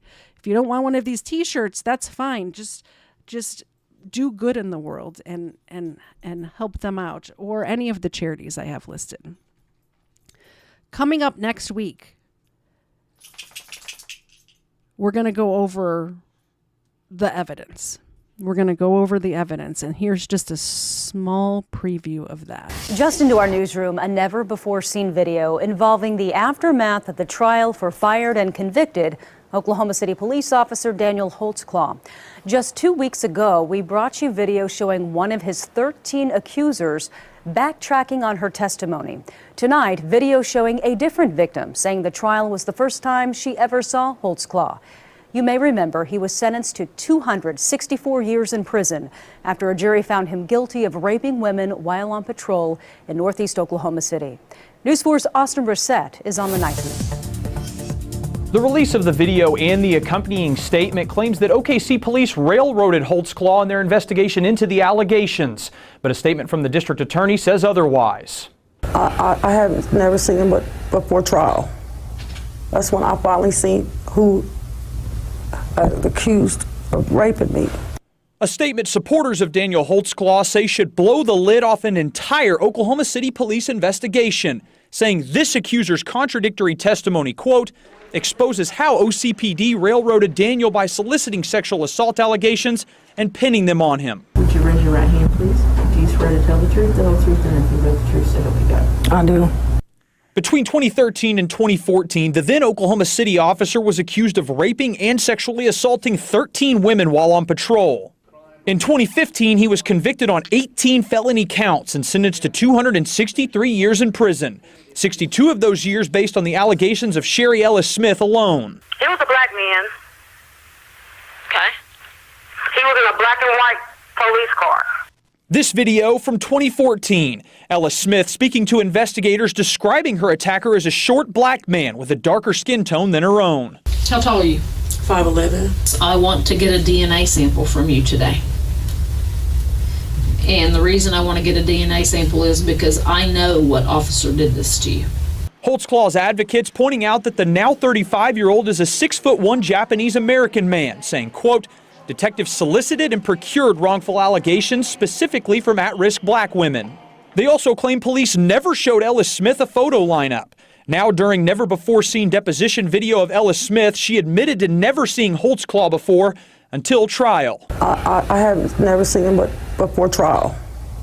That's when I finally seen who accused of raping me. Oklahoma County District Attorney David Prater responded to this release with a statement saying in part, quote, "Those issues were raised and were rejected by the jury after hearing sworn testimony and viewing exhibits during trial." We also reached out to Oklahoma City Police and they did not have any comment for us. Meanwhile, this comes off the heels of a previous video released a little over 2 weeks ago of a different Holtzclaw accuser who later claimed that he never touched her. So that's what we have coming up next week. I started off this case like I told you at the beginning of the show. I started off this case thinking, well, yeah, some of these seem kind of fishy, but I'm sure something happened, right? There was DNA. How could there not be? Since then, the reason why this episode took so long to put out is because I poured through the documents, each case in as if it was an individual case on its own. And you'll be shocked at what I found out when I actually read the reports, when I actually went through the documents, when I actually went through every one of these sometimes hours long police interviews with these women. It is shocking what Kim Davis and that other guy, I forget his name. He's forgettable. Rocky, I think his name was. Yeah, Rocky. Who, like Rocky, really? So yeah, Kim and I want to make sure I have his name right. I'm sorry. I don't know. It's in these notes somewhere. But those, yeah, Kim Davis and Rocky Gregory are their names. What they did to this man, the way they fed these women information is, I was flabbergasted. The deeper I got, the more flabbergasted I felt. I hope you can join me next week, but I have a couple of announcements of what's coming up before that. So you're going to have to wait a whole week for the end of this, which I hate doing to you guys, but I'm going to have to because it's 7:40 right now and I haven't eaten all day. We're going to go through each case individually. I'm going to show you the evidence of why I think this man should not be in jail or in prison for a minute, let alone 264 years, I believe it was. 200 years. 200 years. He didn't kill anyone, and I don't think he sexually assaulted anybody either. Coming up on Tuesday, 8 p.m. Tuesday evening, I will have the wonderful Shane Quiros on, also known as North Georgia Audit. He's been on my show before. He's got some stuff going on with him right now, also regarding some very bad police officers. I've reached out to the police department that was involved in this case. They have not gotten back to me. Mr. Policeman, if you're watching right now, if you're spying on me, please email me back. Even just say no comment, something. I'd appreciate it. I'll probably try to email you again in between now and then. But 8 o'clock on Tuesday, Shane's going to be on to talk about his stuff. And then Friday Night Crime on Friday, coming up this Friday, 7:30, Friday night. We will see you then. I think we're going to do a game night on Saturday, too. We got a lot going on. So, Tuesday, 8 p.m. with Shane. Friday, 7:30 with number 2. We haven't talked about the time yet. Does 7:30 work for you? I appreciate that. Might Be Wrong says to do a FOIA request. We have the body cam. I just wanted to get their statement about what is on the body cam. I've seen the body cam in its entirety. It's a little crazy. They won't talk about it, though. What was I saying? Oh, Tuesday, 8, probably 7:30 was usually when we do it, I think, on Friday. And then Saturday game night, 8 p.m. And then Sunday, 4:30 Eastern time, the one true time zone, 4:30. We will finish this case up. I'm going to go through each one of these women's allegations and why it doesn't make sense. The whole thing doesn't make sense.